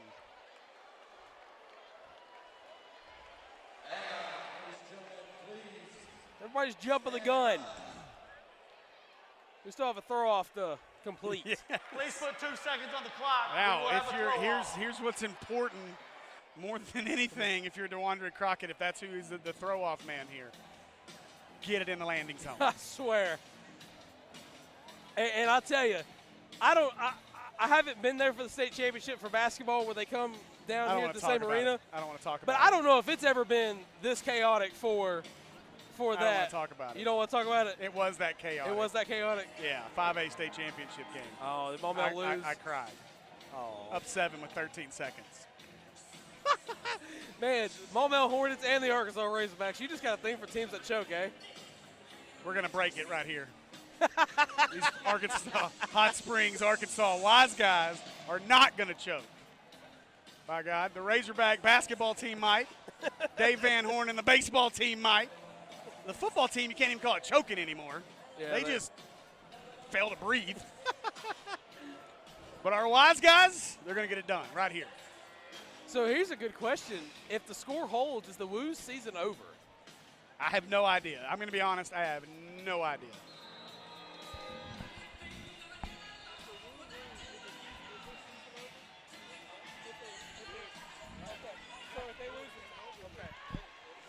All right, so here we go. It'll be Crockett to throw it. I just received confirmation if the Woo lose, their season is over. All right. I believe that's Leverett, the speedster. We've seen his speed. He's the return man. This one thrown deep into the landing zone. Wow. Great throw. Stuck in the end zone. Leverett in trouble. Leverett dumped. Clock runs. Ball game! Your Hot Springs Wiseguys are the 2 seed as we head into the Arena League playoffs, and we'll play right here on Oaklawn's Arena League field inside Banco ZK Arena next Saturday night for a chance to play for an Arena League championship. They're not going to keep him off the field tonight. Wow! What a finish here in Hot Springs. I want to say thanks to everybody for joining us here tonight on the Arena League Network. It's been Steve Henson, Tristan Harlan. Great job by our crew, Ray Ann, Kristen Henson, Avery McMullen. See you right here in